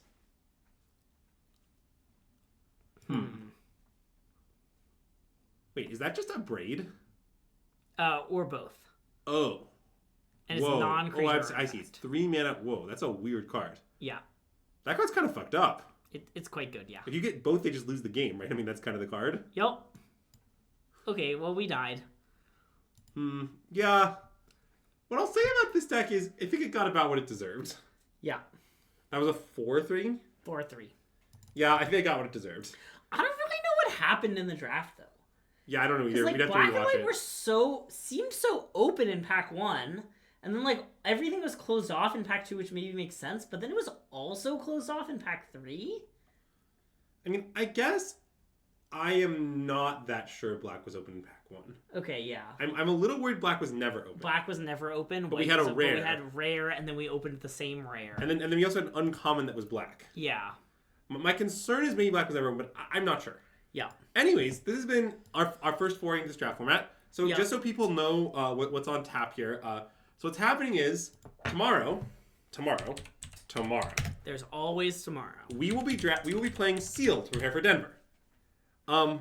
Additionally, that's great, Mom. On Thursday there will be no stream because I'm flying to Denver. Mm-hmm. Then on Friday there'll be no stream because Greg's flying to Denver. Yep. So tomorrow Sealed prep for Denver. Then no more streams until Monday. Yep. If you're watching on Twitch, we're going to send you over to the Ham TV stream for some more drafting. If you're watching on YouTube, be sure to like the video and let us know in the comments below your early thoughts on the format. And yeah, thanks everyone for tuning in. We'll hope to see you in Denver and see you next time. SystemMagic out.